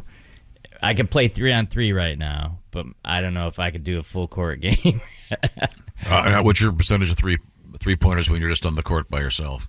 Still pretty good. 100%. Yeah. He's by himself. He's not gonna. I missed it. I'm not going to count. Not counting that one. Starting over now. Before you leave the court, do you have to make sure you make your last shot? Yeah, I'm one of those people. Yeah, me too. You too, like Absolutely. he shoots basketball. Yeah. I have a basketball at my son's house. I occasionally lower the basket to 8 feet. Your arm won't go up high enough to shoot. Yeah, my ability to shoot has been mangled by a motorcycle crash. The point is, let's visit with our guest. I'm trying to remember, last time you were here, am I correct in saying you are an extraordinarily picky eater? Are you that guy? Yeah, yep. We remember, so I've never had an egg. That's it. And I've never had coffee, which is what blows people's minds even more. You wake up at Would you like an egg? I have 2 right here. Oh, man. I have a nice iced coffee.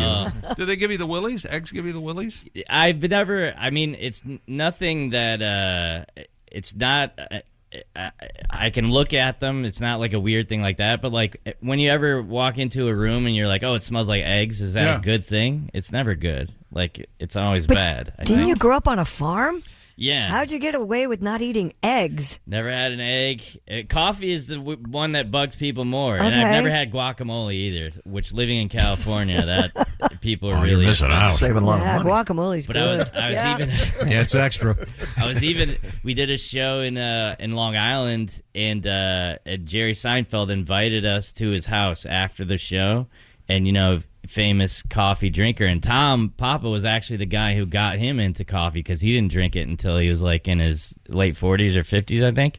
And so when I got to his house, he's like, do you want coffee? And I was like, you won't believe I've never had coffee. And he's like, well, I wouldn't start with this stuff. I have like high test stuff now. And I go, that would be the best episode of Comedians in Cars. You just call me up. You're like, hey, Paul, you want some coffee? Nope. All right, see you later. So what do you eat? I mean, I was just in Alaska. I had lobster and king crab and all that kind of stuff. I'm getting more adventurous, but Okay. I had to wait until I was 30 to eat rice. I will say Rice? I'm easing into it. I can save things for later in life, I can remember when I was a kid, I didn't like rice because it looked like Maggots. Yeah. Yes. Really? Yeah, I didn't care for it. I still don't like it. See, that was one of our white trash meals, and you'd put sugar on it and butter. Sugar rice. Yep, sugar rice. I want some more sugar rice. Yeah, oh, absolutely. Tom, you want some sugar rice? Well, I'm going to try it tonight. It sounds great. rice pudding. I am a It texture is like rice person. pudding, yeah. You're a what? I am a texture person, though. Anything that looks like it used to be food, I don't like. Like gravy just looks like melted meat to me. You don't like gravy? No, or I stuffing. can't think of anything that That's sounds hilarious. better to me than melted meat. Man, that brisket that just melts in your mouth. Oh. Yeah. Oh. There's a certain weirdness factor to every comedian, I think. Yeah, I mean, this is I'm all alone on this. This doesn't help my career. Only that the jokes, like the worst thing, I don't like soup. I don't like people that smell like soup. I don't like people.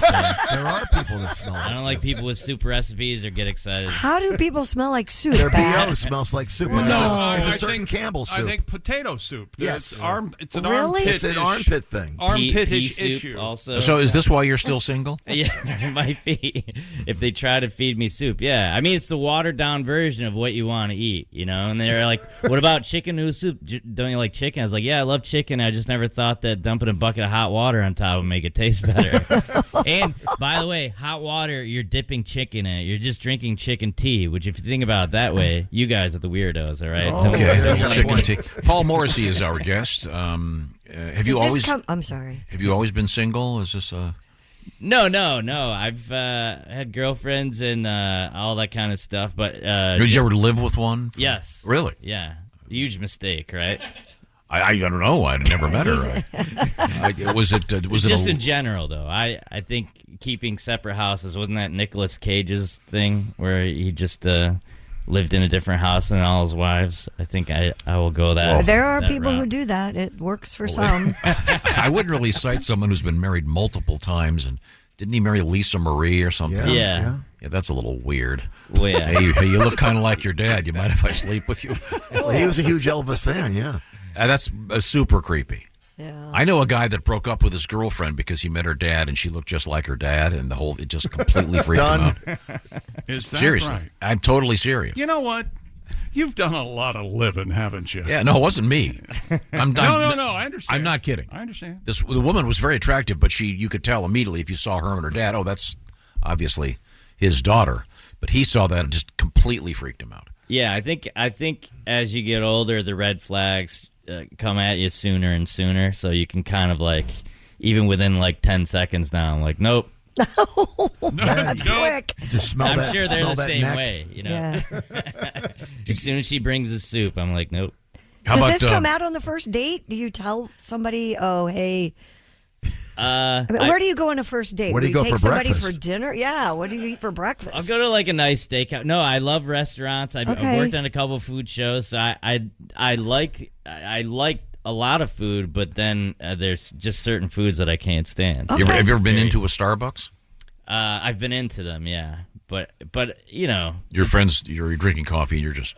Tom Pop is a huge coffee drinker. Like he like I'm a night owl also. I don't know if you guys are night owls, but he gets up in the morning, and the only reason he gets to sleep, he tells me, is because he knows the first thing he does when he wakes up, he gets coffee. So that's exciting. We were just talking about that. That's me on the weekend. I just We had a news look story forward to about it. that. Yeah? Yeah, but the people Really? who look, the only reason they get up is because they know they're going to get whatever, a donut or whatever it might be. I don't drink coffee on the weekends. I only drink it here. Isn't that weird? Well, I can't. Really? I can't.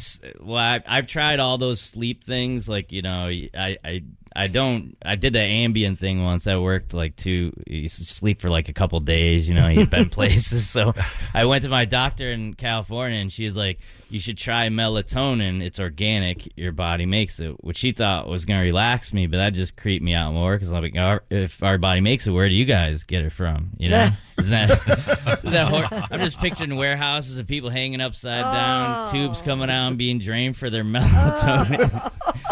I have nightmares about that, so I don't know. I just stay up late and don't drink coffee in the morning, but I seem to get by. Will you eat eggs in a cake? Of course. Oh, okay. Yeah. So just not plain egg. Or eggs is like the centerpiece, or that I can smell it, or no egg salad?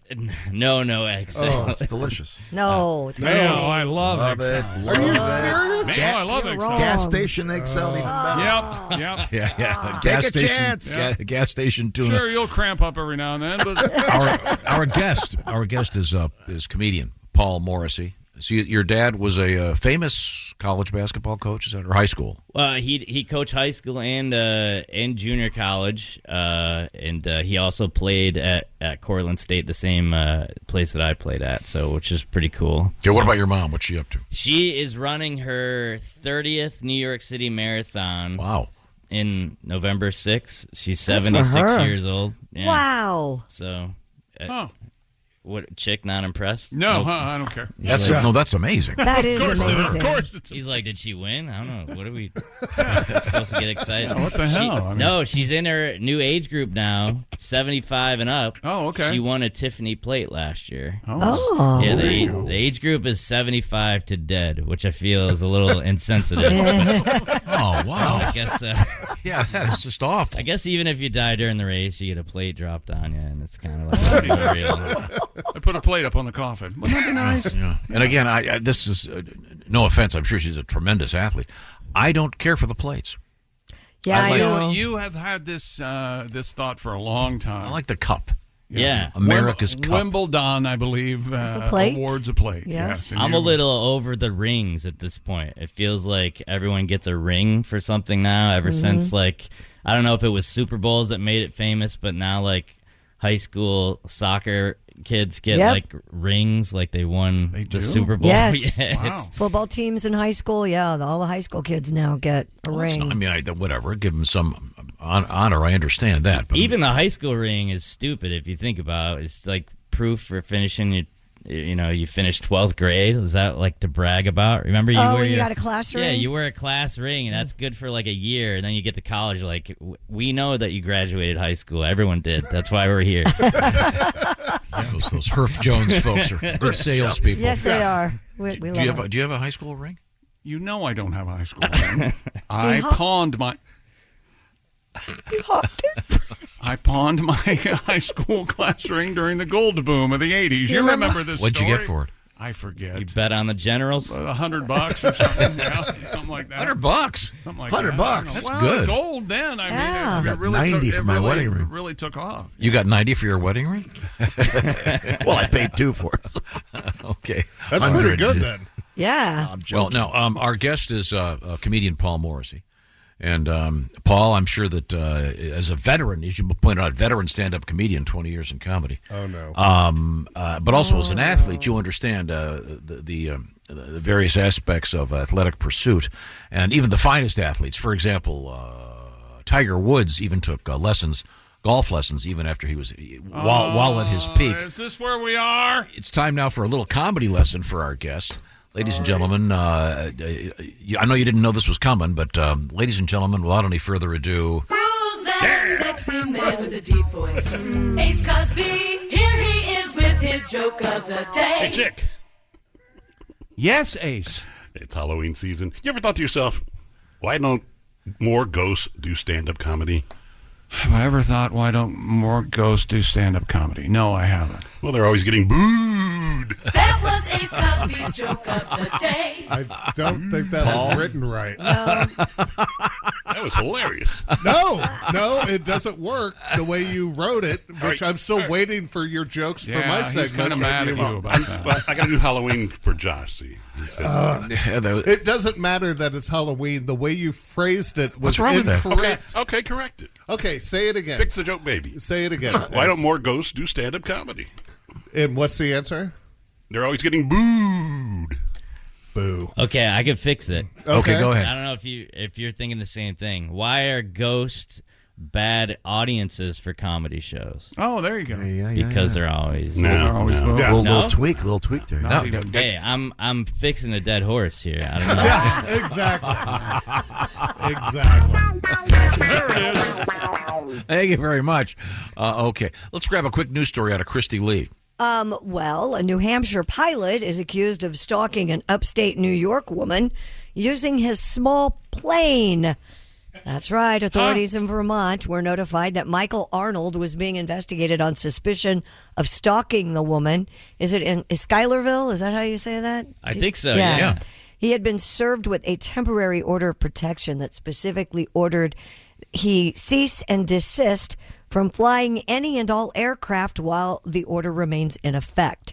Bennington Police Chief Paul Duquette said they were able to determine Arnold was flying a single-engine Cessna 180 from the H. Morris State Airport in Vermont towards New York.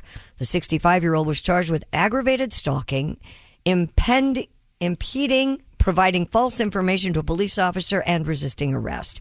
He had previously been accused in the past of flying his plane too low over a residential area while stalking his prey. That's so weird. How'd they catch him? Is that because it used to say, remember they used to say speeding enforced by aircraft? Yes. And you never saw him. Is this like the one police aircraft that pulled him over in the sky? What are you up to? What does he expect to get from this? I don't understand. I don't know.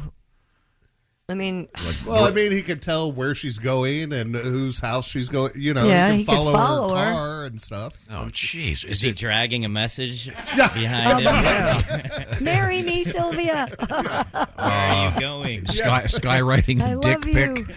A sign that says, I'm watching you. Okay. That seems very odd. I miss you. Yes. But Please come back. They've grounded the guy, so he'll be stalking her apparently on a Greyhound. Coming up in the news, Christy Lee, what do you got? Coming up, we have giraffe feces in the news There we in a go. very weird way. It's really tall. Yeah, I would think it'd be flat. You know, dropping all that far. Oh, okay. Yeah, maybe so. Maybe so. I never really. I don't think their butts are that high Maybe they off the crouch air. down like a dog. Do you ever see a giraffe? I know, but I don't think their butts aren't as high off the But what- off the ground as their I think they faces are. have the highest butt of any land animal. Maybe What are they the crouch like a dog. That's not true. Giraffes have the highest butt of any land animal. Name one that's higher. Ooh. Go ahead. No. Elephant? An elephant? Elephant's pretty far. that's pretty high. Pretty Yeah, far. but don't they shoot out? They're hippos. Their tail spins. That's right? a hippo. That's a hippo. Okay. And the point is we have mammalian turds in the news in a big scientific word. way, and it involves U.S. Customs. Right now, this portion of the Bob and Tom Show brought to you by BetterHelp. you feel like your brain is getting in its own way here? Sometimes you feel, you know what you should do, but you can't do it. Would it be good? The world is confusing, put it that way. A lot of weird stuff on TV, too many choices. This is where therapy can come in and be very helpful, and BetterHelp has a great idea, which is making therapy much more accessible. Here's how it works. You fill out a brief questionnaire. You will get matched with a licensed therapist. This is all done online. And by the way, you can switch therapists at any time for no additional charge. The therapy itself is also done online. The idea, of course, is convenience, flexibility, something that suits your schedule. And, of course, you can do it like it was a Zoom call. You can do it like it was a phone call. You can do it texting back and forth. Whatever works for you. That's the key to this, and the key to helping your own self. Make your brain your friend again with BetterHelp. That's BetterHelp, H-E-L-P, BetterHelp.com/BT show. By the way, do it that way. Get 10% off your first month. Once again, it's BetterHelp.com/BT show to get on your way to being your best self. BetterHelp. And by the way, this portion of the Bob and Tom Show brought to you by BetterHelp. Coming up, comedian Paul Morrissey. Also, in the news, another song from Pat Godwin. In the news, are you a marijuana guy at all? No, it doesn't help me. It just makes me more paranoid. I've only done Comedy High once, and I was just obsessed with how close my lips were to the microphone the whole time. I see. Probably didn't help. It's only funny to me. I see. We have grasshoppers meet marijuana, and it's not good. This is the Bob and Tom Show. Reach us toll free at 1-888-BOB-TOM-1 or at bobandtom.com. This is the Bob and Tom Show. Hey, welcome back to the Bob and Tom Show. Christy Lee at the news desk. Hello. There's Pat Godwin in the performance room. Hey, chick. There's Jeff Oskay. That's right, sir. There's Ace Cosby. Hey. Icon, gentlemen. I'm Chick McGee, and here's Tom Griswold. Thank you very much. We're joined guest. We're joined by comedian Paul Morrissey. Hey. And Paul is on the road with Tom Papa right now. Tom is a fine comedian and an excellent maker of bread. Has a huge following in that world. Your sidelight, once again, basketball. I think I've been dwelling on that too much, and I apologize. Probably the best shooter we've had in the room, except perhaps Reggie Miller. Oh, yeah? No Larry Bird? Yeah, we've talked to Larry. Do you compare your shooting to Larry's? No, I mean, he's much taller. I'm 5'9", he's 6'9", so I would say, and I looked like him when I was a kid too, so there was a little bit of like, hey, I can see that. Yeah. You have kind of a facial recognition. Yep.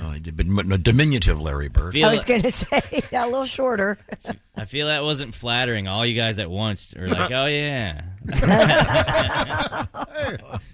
Well, speaking of height, when I think of tall animals, of course I think of giraffes, and I'm a big fan.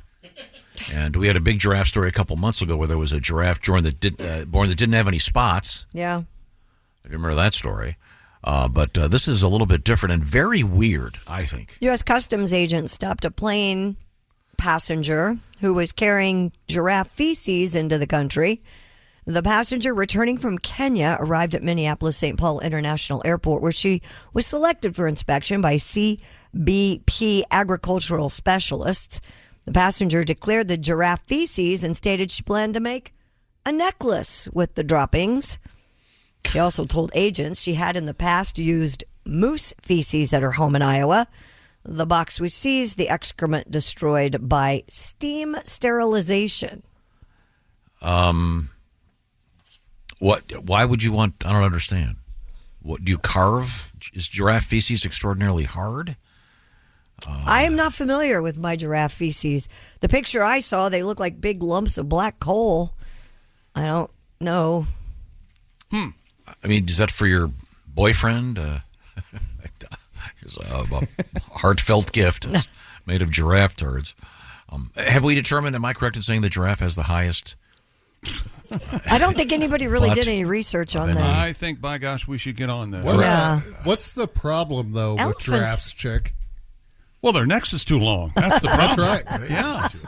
Way too long. We can agree on that, right? Yeah. Too much neck. They're God's mistake. I mean, But who's giraffe feces for in a necklace? Wilma Flintstone?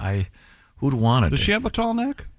No, but I I think mean, Audrey Hepburn is the standard. wow, it just seems like such an odd thing to be doing. So it's not her feces is what they got to the bottom of. Yes. Okay. That's what I was going to say. That's kind of an insult to say that you have giraffe feces, and she's like, no, it's just me. Oh, yeah. You wouldn't want that. As it says, that she's in the past used fecal material from a moose to create jewelry. Mm-hmm. There must be some process, I assume, that it's... If I was her teacher, I would say, don't be so creative. I would be the first person. Dial it back a little. Yeah. How do you know you can do that? Work at a factory. We have some clay for you. Do you string it together like you're doing garland for your Christmas tree? Oh, there you go. Popcorn? I mean, how dry will it get? Wouldn't it just shatter, Shadoobie? I mean, wouldn't it just shatter? Yeah. Putting the shat in shattered. Okay. What else you got, Christy? Cannabis farmers in Colorado are struggling to stop grasshoppers from eating their crops. Crowley County Cannabis Business Liaison Toby Aluba reports that the county's outdoor cannabis output will be cut in half this year because of the grasshoppers. John McIntosh, who runs Humble Farms with his son Ordway, told... What a lovely name. Ordway? I know, That right? can't be right. Ordway. Ordway. That's barely a word, let alone a name. Ordway. Ordway, get in here. 2023's above-average rains and increased vegetation have brought a biblical plague to cannabis farms this summer and fall. That's got to be awful. Olibaugh said, I know of a few growers that planted 1,800 plants. 3 days later, wiped out. It's too late to replant, and they don't have the money to wait until next year. He added, but the good news is, for those whose plants are still alive, the price may go up a little bit because, supply and demand. Some growers are using chickens and turkeys to help protect their crops.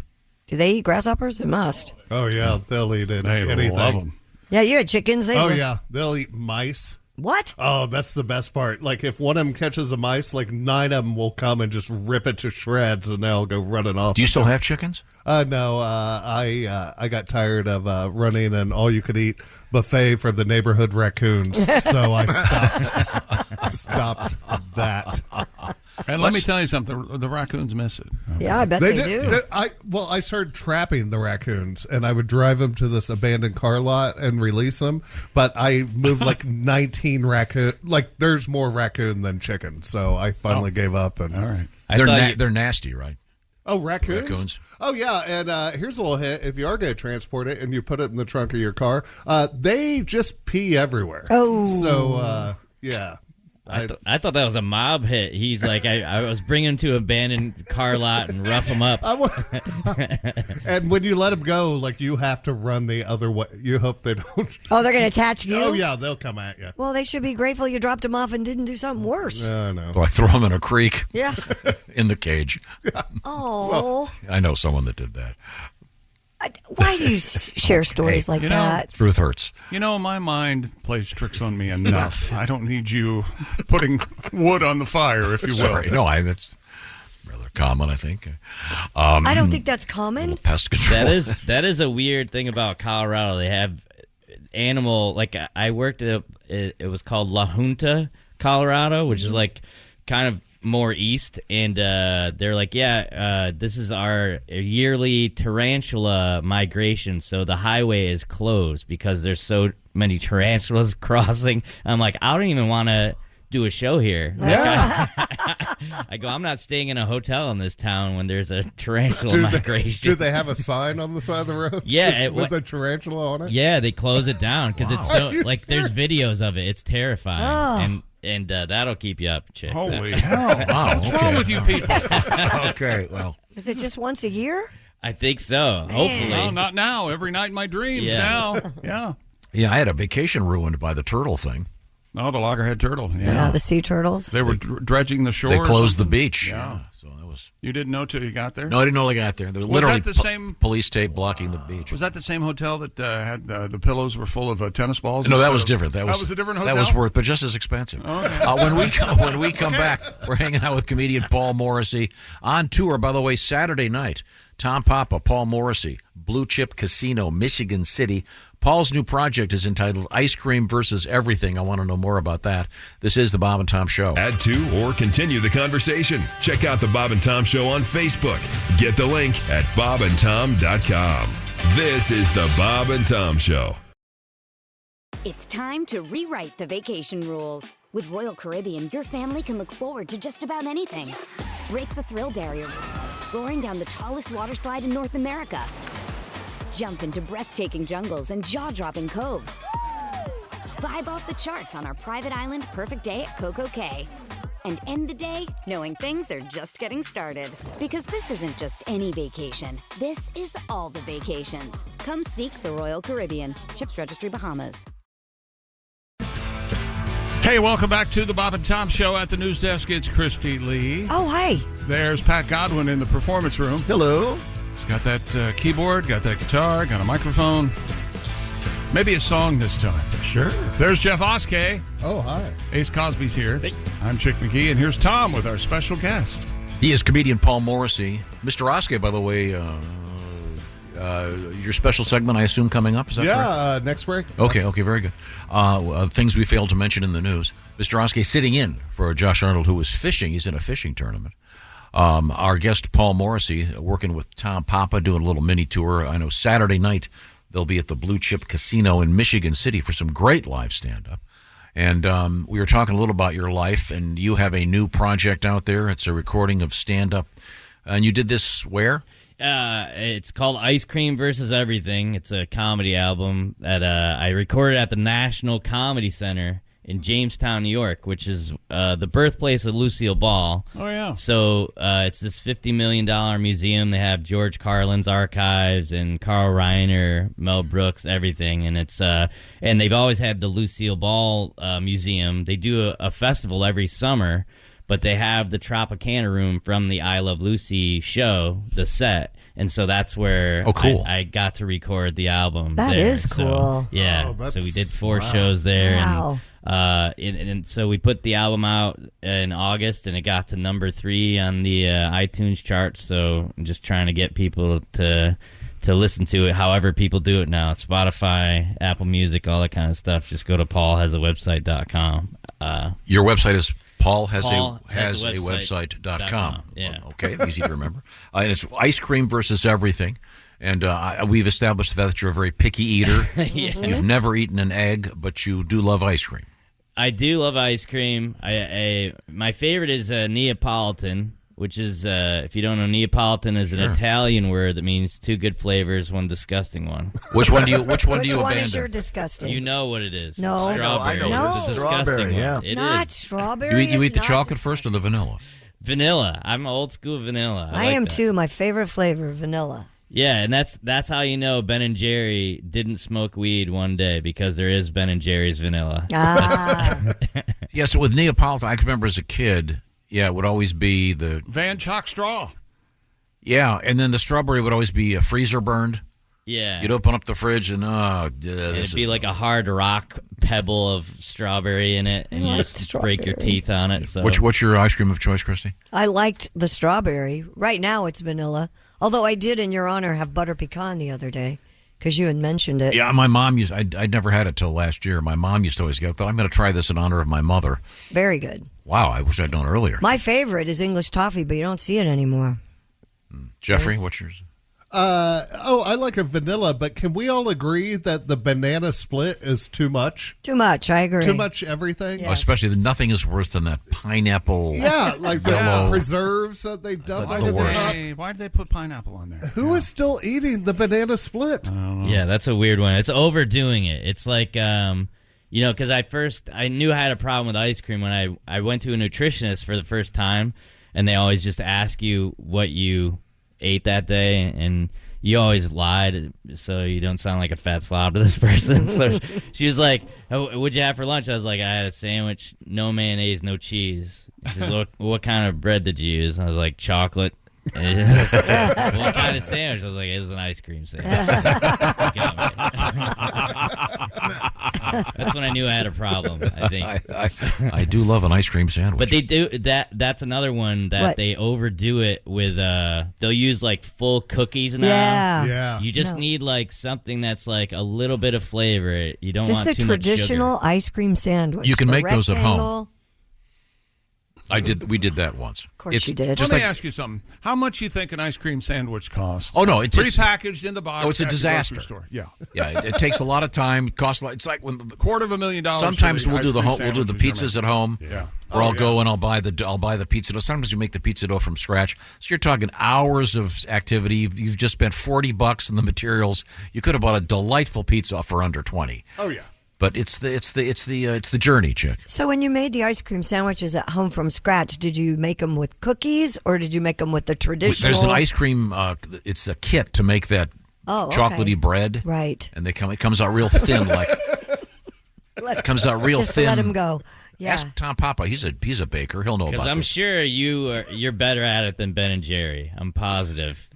Well, then you just depending you take ice cream, Right. And then chicken. I remember last summer that's really cool ice cream that we found 2 summers ago rather. That was that they had some really they like peanut butter and jelly Bring ice it to cream. your house, send it to your house or Remember something. that stuff? Oh, it was Remember that? delicious. Oh, well, yeah. Those are the best flavors, like Buckeye or what else?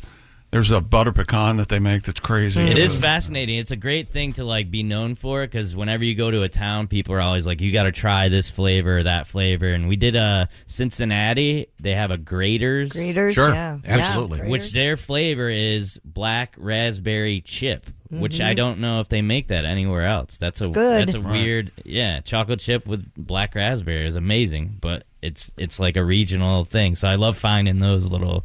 So you become the ice cream guy? That's your thing? I would hope so. I think it's good. It's like it used to be like being the weed guy. It's like, all right, everyone just brings you weed at a show. Like, yeah, but they can't throw ice cream at you because it'll be melty by the time Gotta you're bring done. a cooler every gig. That's why I'm not the egg guy. That would be the worst. Yeah, that thing would to be the worst. I remember we had a Cheech and Chong in here, and they were talking about the early days, and they would just get showered with joints, and they would actually smoke them.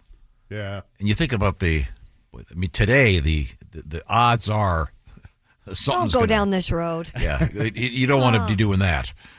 But ice cream end up with a giraffe feces in there. Yeah.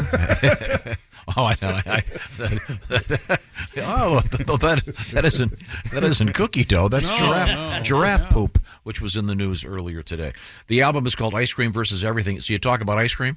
Yeah, ice cream and all the food stuff. Yeah, it's over an hour. We did 4 shows, but this is basically the first full show. It had all the energy and like I said, the Tropicana room from I Love Lucy. It was all this history. So, and I had like childhood friends that a lot of the stories that I talk about were there. So it was just like a really special weekend. So I'm glad we captured it on. Now, are you a sugar cone, waffle cone? I like sugar cones. Yeah, I'll go sugar cone. That's not too much for me. What about you, Christy? I'm a bowl. I don't like cones. I don't want a cone. What? I know. I'm I know. sugar cone. Yeah, I don't like cone, waffle cones. It's too much too. Yeah, I waffle agree. cones is too much. Yeah. I think. What about you, Tom? I kind of like the sugar cone. I just like it in a And bowl. I don't by like the ones itself. dipped in chocolate with sprinkles on them. Yeah, that's they no really good. overdo it now. Yeah, that's Oh, like, you that's mean like the waffle cone that yeah, they do that? Yeah. That's like the banana split. It's too much. Yeah. Yeah, and they make the waffles. Have you ever been to one of those places where they make the waffle like in front of you? Yeah. And then like make it into a cone and then put ice cream in it, and it's just like you're overdoing it. It's just gonna melt Sure. when it gets to the But it does smell very good. It- I will give you that. Yeah, I think it captures people's imagination, but it's not ideal to like. Have you been to put the place where they have the giant tanks?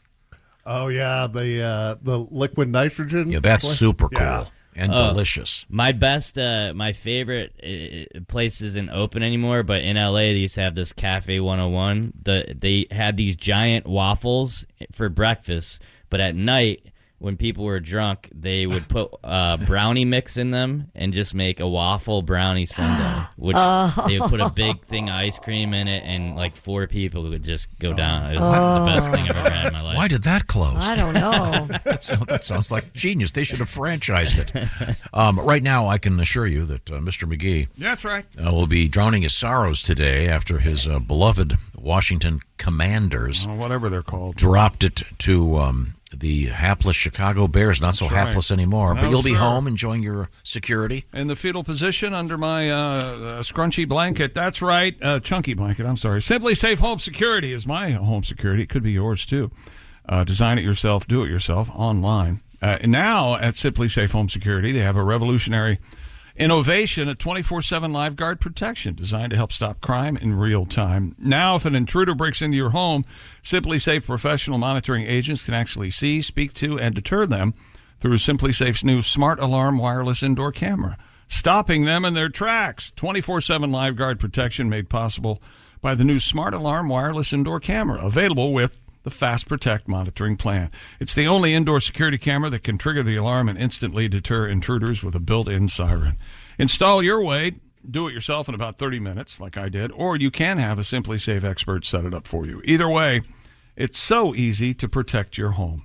For a limited time, get 20% off your new system when you sign up for Fast Protect monitoring.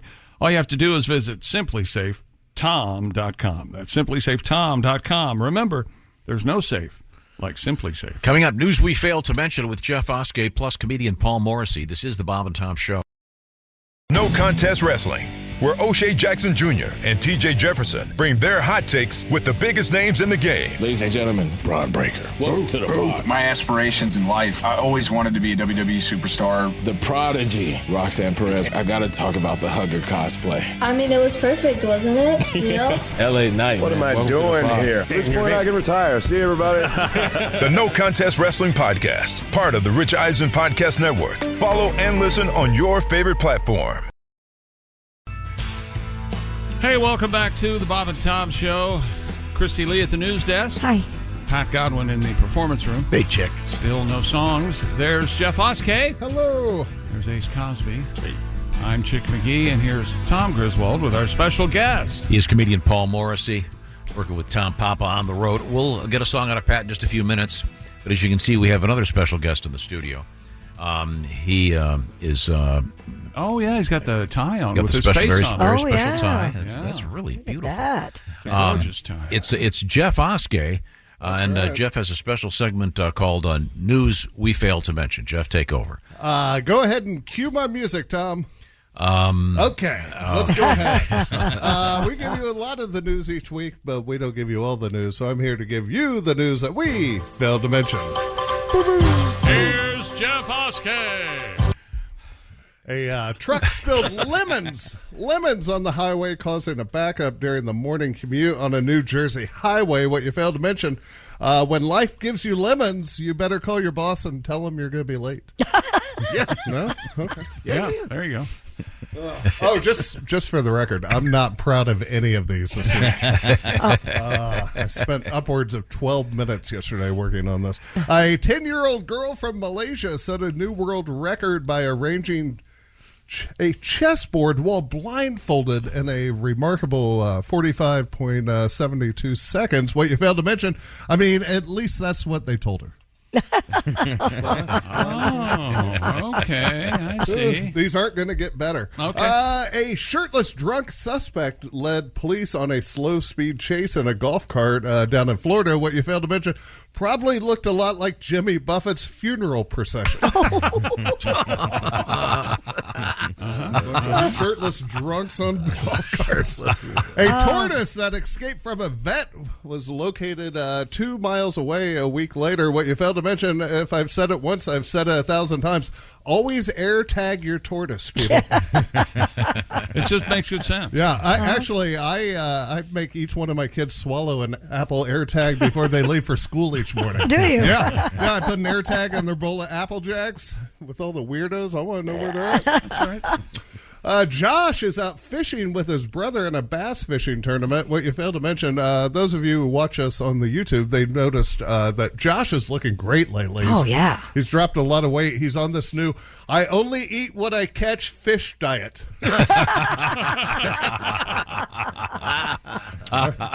If I was on it, I would have died last year. This year so far, my fishing license was $22. I'm now $1.22 of fish worth.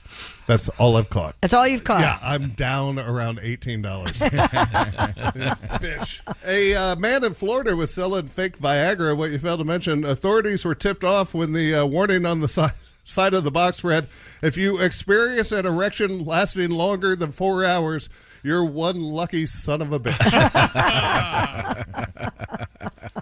2 tickets to Ford's Theater the night Lincoln was shot just sold at auction for a whopping $262,000. What you failed to mention, 1 ticket to South Trail Cinema the night Pee-wee got popped just sold at Goodwill for $7. Okay, let's I don't know if that was a this. mainstream movie that Pee-wee was popped at. I think that was a little. Oh, it wasn't? Oh, I thought that. I think it was one of those movies you can watch on the internet now. Oh, now, I don't. This one, I'm going to warn you. I don't really have. We'll try this. Okay. There's a nudist barber. There's a nudist barber shop where you can get your haircut in the buff by a nude barber. What you failed to mention, all I have written down here is balls in the blue barbicide. I don't know how to balls get there. In the barbicide? Yeah, in the blue barbicide. Blue barbicide. Lots of bees. Okay. And finally, a man was caught kayaking with 26 pounds of cocaine. What you failed to mention, that guy proved me wrong. I never knew kayakers could actually be cool. I don't trust with people who drive with boats on their roofs or bikes on their bumpers.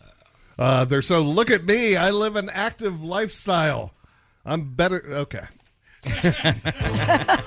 And finally, this is from. Sorry. You could have done that earlier. It would have helped. You're doing a fine job. Don't do that to yourself. This is from a listener. I feel like there should have been a paddling fast joke in the cocaine. I kayak. thought of. I was.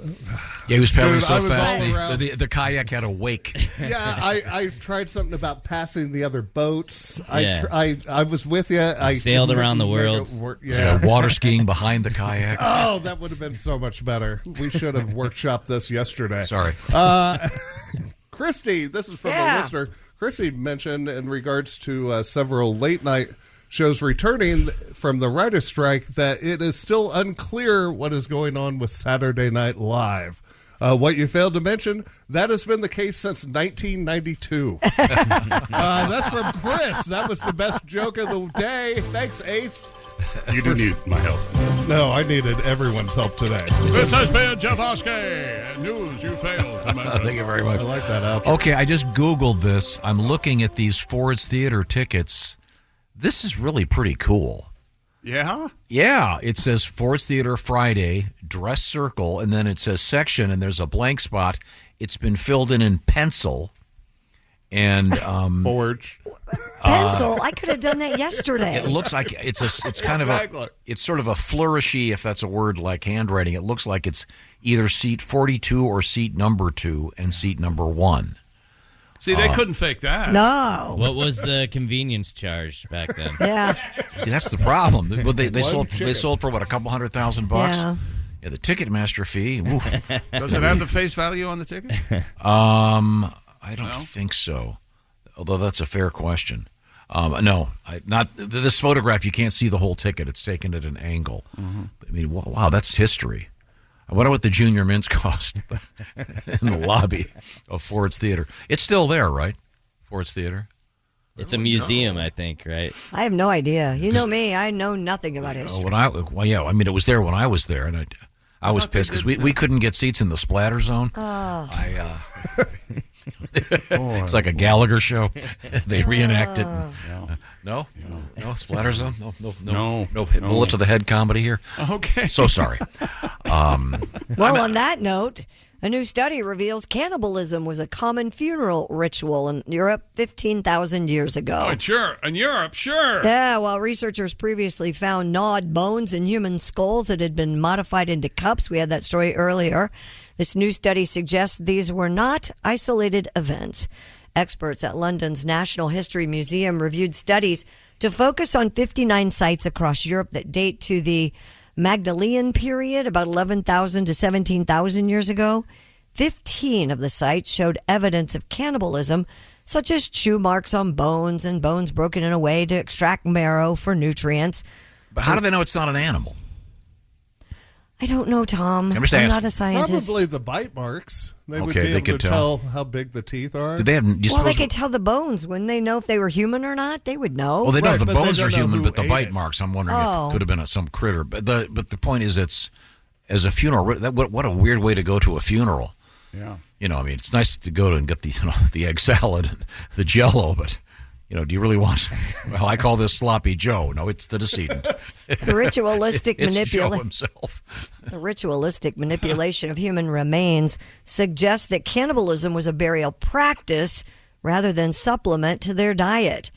The study authors note instead of burying their dead, these people were eating them, adding that cannibalism was not simply practiced out of necessity. Guess they ran out of edamame. Wow. Yikes. A different form of wake and bake. Yeah. Do you suppose they cooked them? Gee, these are all questions I don't ever want to know the answer to. I guess they probably couldn't tell from the. It was 15,000 years ago. Things are different, man. You don't get Things it. were different. Probably healthier because they weren't raised with too many antibiotics.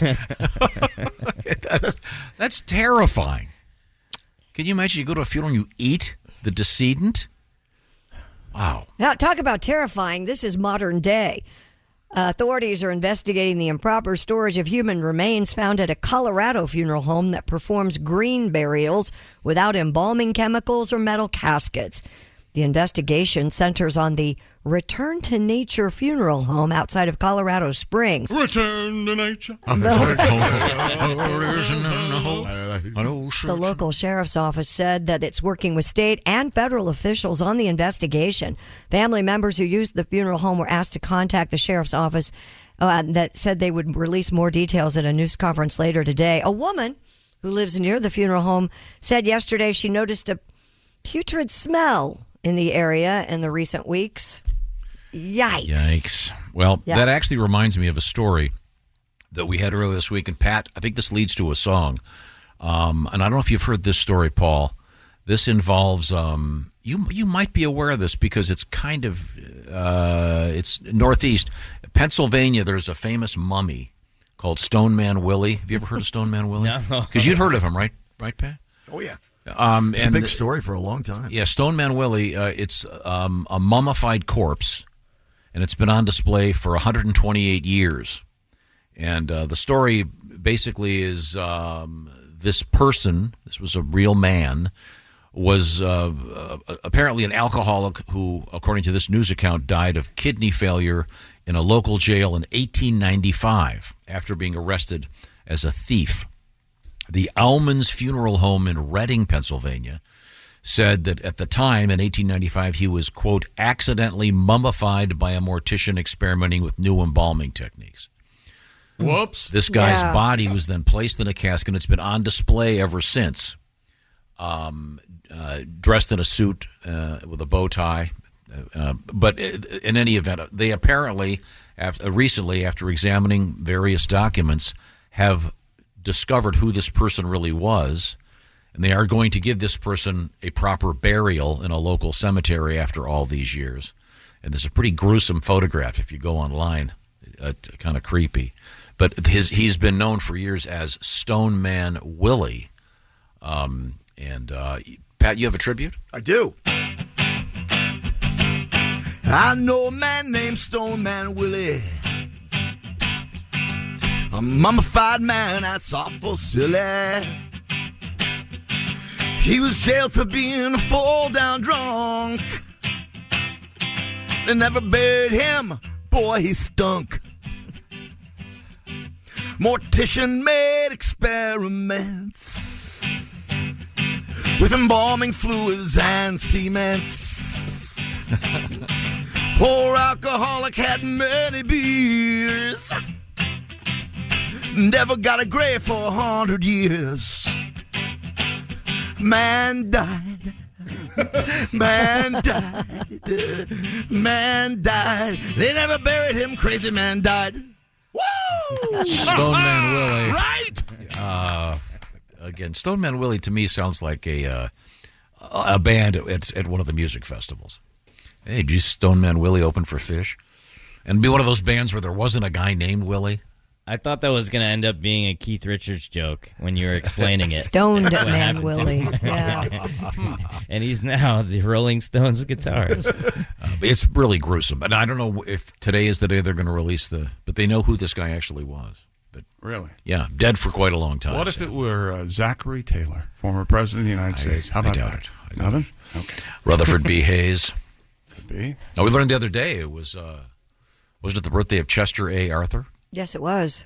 And Chester B. Arthur would. Then there's Maude. It would go on to become Maude years later. I'm sorry. We have our guest in the studio. He is Paul Morrissey. We were talking off the air. I'm going to be going to a haunted house tonight with the kids. A haunted house that's kid friendly. Kid friendly. Yeah. It's lights on, right? Is that what you're saying? Yeah. It's to a certain degree. Then it changes at a certain hour. Your thoughts on the haunted house? Yeah, I mean, do you believe in ghosts? How many wackos do we have in the studio? Well, if Josh were here, the answer would be I think yes. we only have one. Josh He's and I not here, kind yeah. of, Josh does. I kind of Josh do. is yes. very big on Yeah. ghosts. Yes. What is like the closest thing you've gotten to like feeling there's a presence, or have you seen something? No, I haven't, but I'm really into like Ghost Adventures and all those shows. I love watching You that just stuff. want to believe. Yeah. Yeah. Yeah. Like, so my parents stay in this hotel in Owego where I grew up, and it's on one of those ghost maps, and people actually, the ghost hunters will come in and ask to take readings. And so I was there, and they're like, hey, can we take a reading in this chair where there's been sightings? And so my dad was like, how did you get into ghost hunting? And the girl was like, I was a biochemistry major at Cornell, and then I had a sighting, and so I got into ghost hunting. He's like, all right, biochemistry to ghost hunting, come on in, And she's like, all right, yeah, I can see there's a strong presence in this chair. And my dad's like, can you also feel your parents' disappointment? Because I feel like somebody lost about $80,000 in the biochemistry to ghost hunting thing. So I just wonder, you're not going to make a career change, are you, Christy? No, God, no. Not at this age. I'm not going to go I went chasing to ghosts. a really terrifying adult haunted house. Yeah. Yeah, they had all the presidential candidates from both parties. God, it was terrifying. Is that right? Yes, it was scary. Okay. Speaking of the president, did you hear about the president's dog? His dog's in trouble. President Joe Biden's dog Commander's been removed from the White House after it bit a number of staff members. We're on 11 or 12 at this point. Yep. The Bidens have sent the 2-year-old German Shepherd to a, quote, unknown location, wink, wink, nod, nod, while they look at I haven't seen the dog for a while. the next steps for the presidential canine. Yeah. They've reported, I want to say, 11 bites. And 11 imagine how many they haven't reported. Right. They had a trainer interviewed on one of the newscasts last night, and he said the biggest problem is that this is a man in power who has a dog that is misbehaving, but there's no one that's going to help because they all, how's that dog doing? Oh, he's great, sir. Great. They won't tell him. Yeah. Your dog's a menace. You need to have him trained. Well, and there's probably nobody spending all their time training the dog. They're like passing it off into somebody else. Or I'm sure he's been well trained. It's just he's apparently a one-man dog. Yes. Or There was a quote from a Secret Service agent who said that if this had been anybody else's dog, they would have put it down already. Oh. 11 bites is... That's a lot. Yeah. And a name like Commander, you know he's going to be really... sorry. Really what? Stupid and awful? Well, the Commanders of the football team now, and Passive. last night they were humiliated by. But they are gentlemen after you. Chicago Bears. Right this way. Speaking of the Bears, sad news in the world of sports. The great Dick Butkus has passed away. Dick Butkus. At his home in Malibu, California. You know, the best linebacker in college, they give them the Butkus Award. Yeah. That's right. Same Butkus. I was going to add your Matuzak. John Matuzak, who was in North talking- Dallas 40, yeah? Yeah. We were No. talking about football players who were active. His most famous movie. Yeah.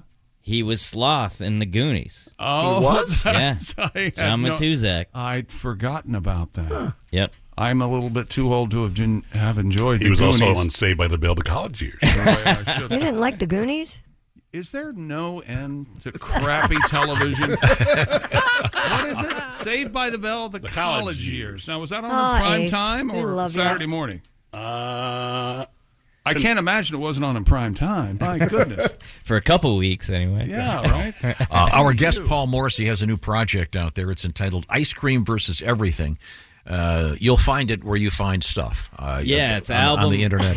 And once again, your website is what is it again? PaulHasAwebsite.com. That's my name, chick. Paul. Paul. Not Phil. It's not Phil Paul, or Phil. Paul has a website.com. I still will not remember And his name. of all comedians... In 6 months from now, we're going to go, what's the name of that really funny comedian who was good at basketball? I don't know. Paul is I think of all comedians, do you think are you the best basketball player ever of all comedians? Oh, I don't know about. I mean, I won't make that claim, but sure, for if it'll sell tickets to What about Indiana? What about Shaquille O'Neal? He's shacked in a fool. He had a tight five. He's a funny guy. Yeah, but I mean, stand up? No. Oh. You know, we used to ask, for example, who's the best golfer in the NFL? Or who's the best golfer in comedy? And apparently it's Todd Young, right? No, I think actually he was beaten by Don McMillan. Don McMillan. Yeah. Don had 19 hole-in-ones in 1 week. 23 hole-in-ones in one day. I heard one round of golf, he shot an 18. Whoa. Is what I heard. Amazing You stuff. guys are horrible. Amazing golfer. And again, Paul, you disappoint me because if only you had become. Why didn't you go out for the Washington Generals? I don't know. I could still. Maybe I'll try. Did they have a senior tour? Did they have? Maybe. I love. As you know, I don't like much, but I love the Harlem Globetrotters. I go every year. I've already got my tickets. Yeah, they should have a senior tour. You know, the Golden Bachelor's killing it. People love that show. Okay, well, we'll People find like out about seeing that. old people on He's TV. wearing his hearing aids. It's my favorite Simpsons. We have right now. I want to talk to you about the fall and how busy we all are between school and haunted houses and soccer, et cetera, et cetera. This is where HelloFresh comes in.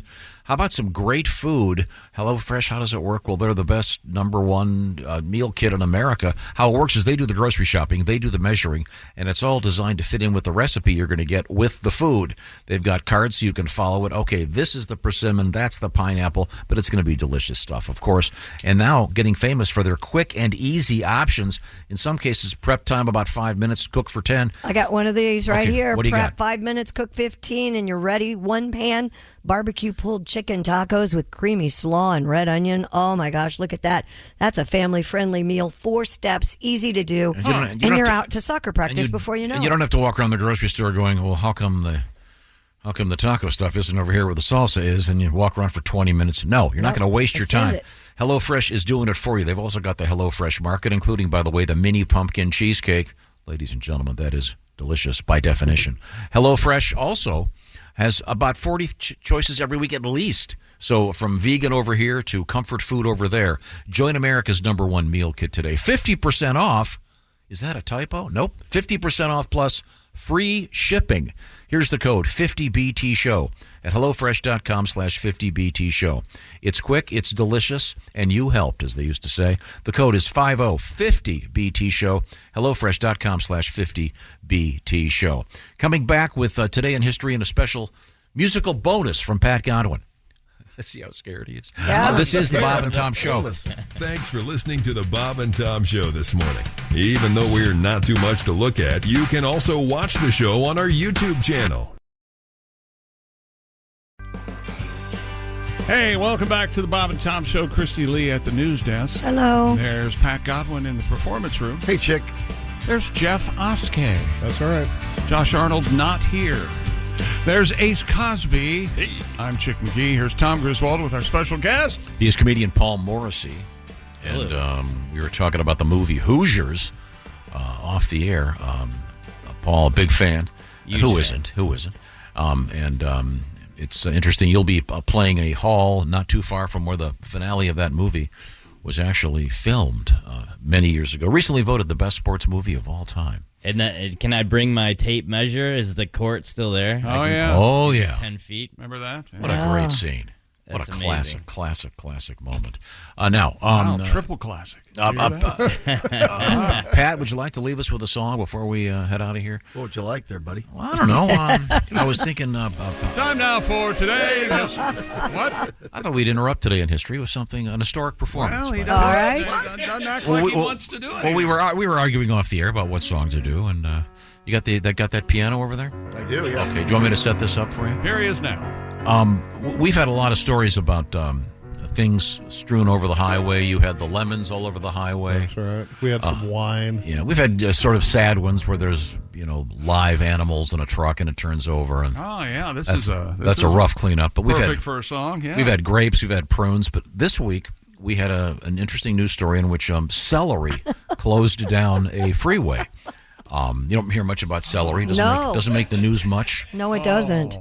Celery primarily associated with what in your life? Dieting, probably. I was going to say in your case, Christy, I was going to say Bloody Marys. I'm not a Bloody Mary fan, but if you want to think that, go right here's ahead. Pat. Thanks for yes anding. If you're on a diet, this vegetable in particular, is your friend. Or you burn more calories digesting it than it has.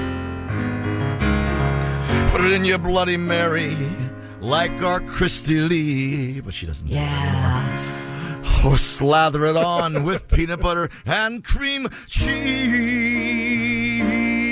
cheese. Celery is negative calories.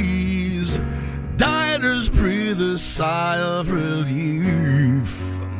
Everybody, celery. I swear it's stalking me. I got those stringy pieces in my teeth. Good night, everybody. Thank you very much, Patty G. Are you a celery eater, Paul? It's also negative taste.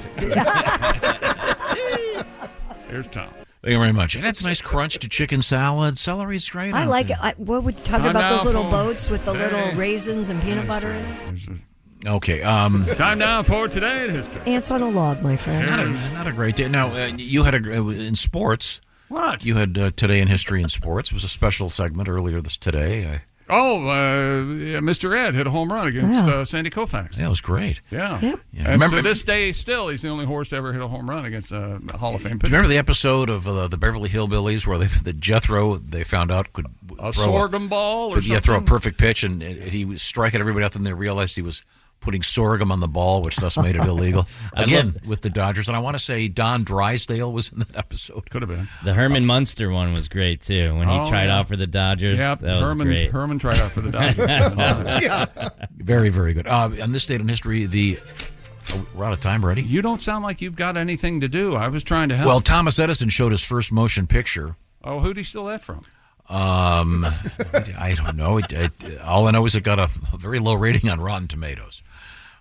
Even then, they had even Rotten then, Tomatoes. they just Wow. This is unfortunate. In 1927, the jazz singer Al Jolson, by the way, first person to be canceled in contemporary culture, and with good reason. I think they have remade the jazz singer. Remember with Neil Diamond? Oh yeah. What's the famous line in that? I have no son was what's his name said. Laurence Olivier. There you go. Thank you for helping. To Neil Diamond. Yeah. And Hey, then Papa. Okay. Papa. I want to see. Happy birthday, sing, Bruno Sammartino. You know who that is, Christy? No. Longest reigning The WWE former champion. prime minister of WWE champion? Uzbekistan. And then Tony Dungy. Happy birthday, Tony Dungy. Oh, I know who he is. Sweet, nice guy. Yeah, very nice. Former neighbor. And that's pretty much it for today. Time now for things we learned on the show today. Josh Arnold is on assignment. He's actually fishing with his brothers. I hope they win. Wouldn't that be awesome? Playing- Yeah, great story. Grab ass in a cabin somewhere. Paul Morrissey, our comedic guest, told us about a tarantula migration. Evidently, they crossed the road. Is that right? Did you say that? Yeah. Tarantulas cross the road? Was I here? They close off the road so that they don't get squished by cars. Oh. Christy enjoys English toffee ice cream. I do, but you don't find it very much Can't anymore. find it anymore? Mm-mm. Huh. No. There used to be a Turkish coffee that UDF used to put out. United Dairy Farmers. Really? Yeah, it was very good. Very There's good. no Werther's Ice cream? You making fun of me? No, I'm serious. It's okay. No, It's no. okay. Here, try this. I'm an old woman. Hey, old lady, how about those Werther's? Yeah, I like a Werther's, There you too. Like them when I was 12. I'll like them now. Tom told us a story about enjoying butter pecan ice cream in honor of his mother. It's delicious. And we were riveted. No, it was a story about never trying anything. And now Mr. Morrissey has never had an egg. Right. There's a huge list of things you've never eaten, and I had never had butter pecan, so I tried it. Hey, Mom was right. Mom was right again. It's pecan, not pecan. Of course, but you would say pecan because you would go pecan to be snooty, but I'm the man of the people. Are you going to try something new? And the next time you come here, I want to hear that you've tried something new. Okay. An omelet. A chicken omelet. Okay. This is the Bob and Tom Show. Think you know your pro football? Then play Pigskin Pick'em every week at bobandtom.com/contest. It's your chance to win a Minimax Big Green Egg. This is the Bob and Tom Show. Michael Rosenbaum and his Smallville co-stars take you behind the scenes of one of the greatest shows of all time. We're going to watch every episode. Join us. It's Big Talk. You remember when I had to shave my head? Oh, I think I was angry with this one. On Smallville. Yeah, I mean, I get it. The scene you did, and this is the one that got me fired. Okay. What? Here we go. I love the excursions with me and Welling. It's everything that Superman stands for. It's Talkville. Talkville, we always talk about it. It's a great thing. The Smallville Rewatch Podcast. Follow and listen on your favorite platform.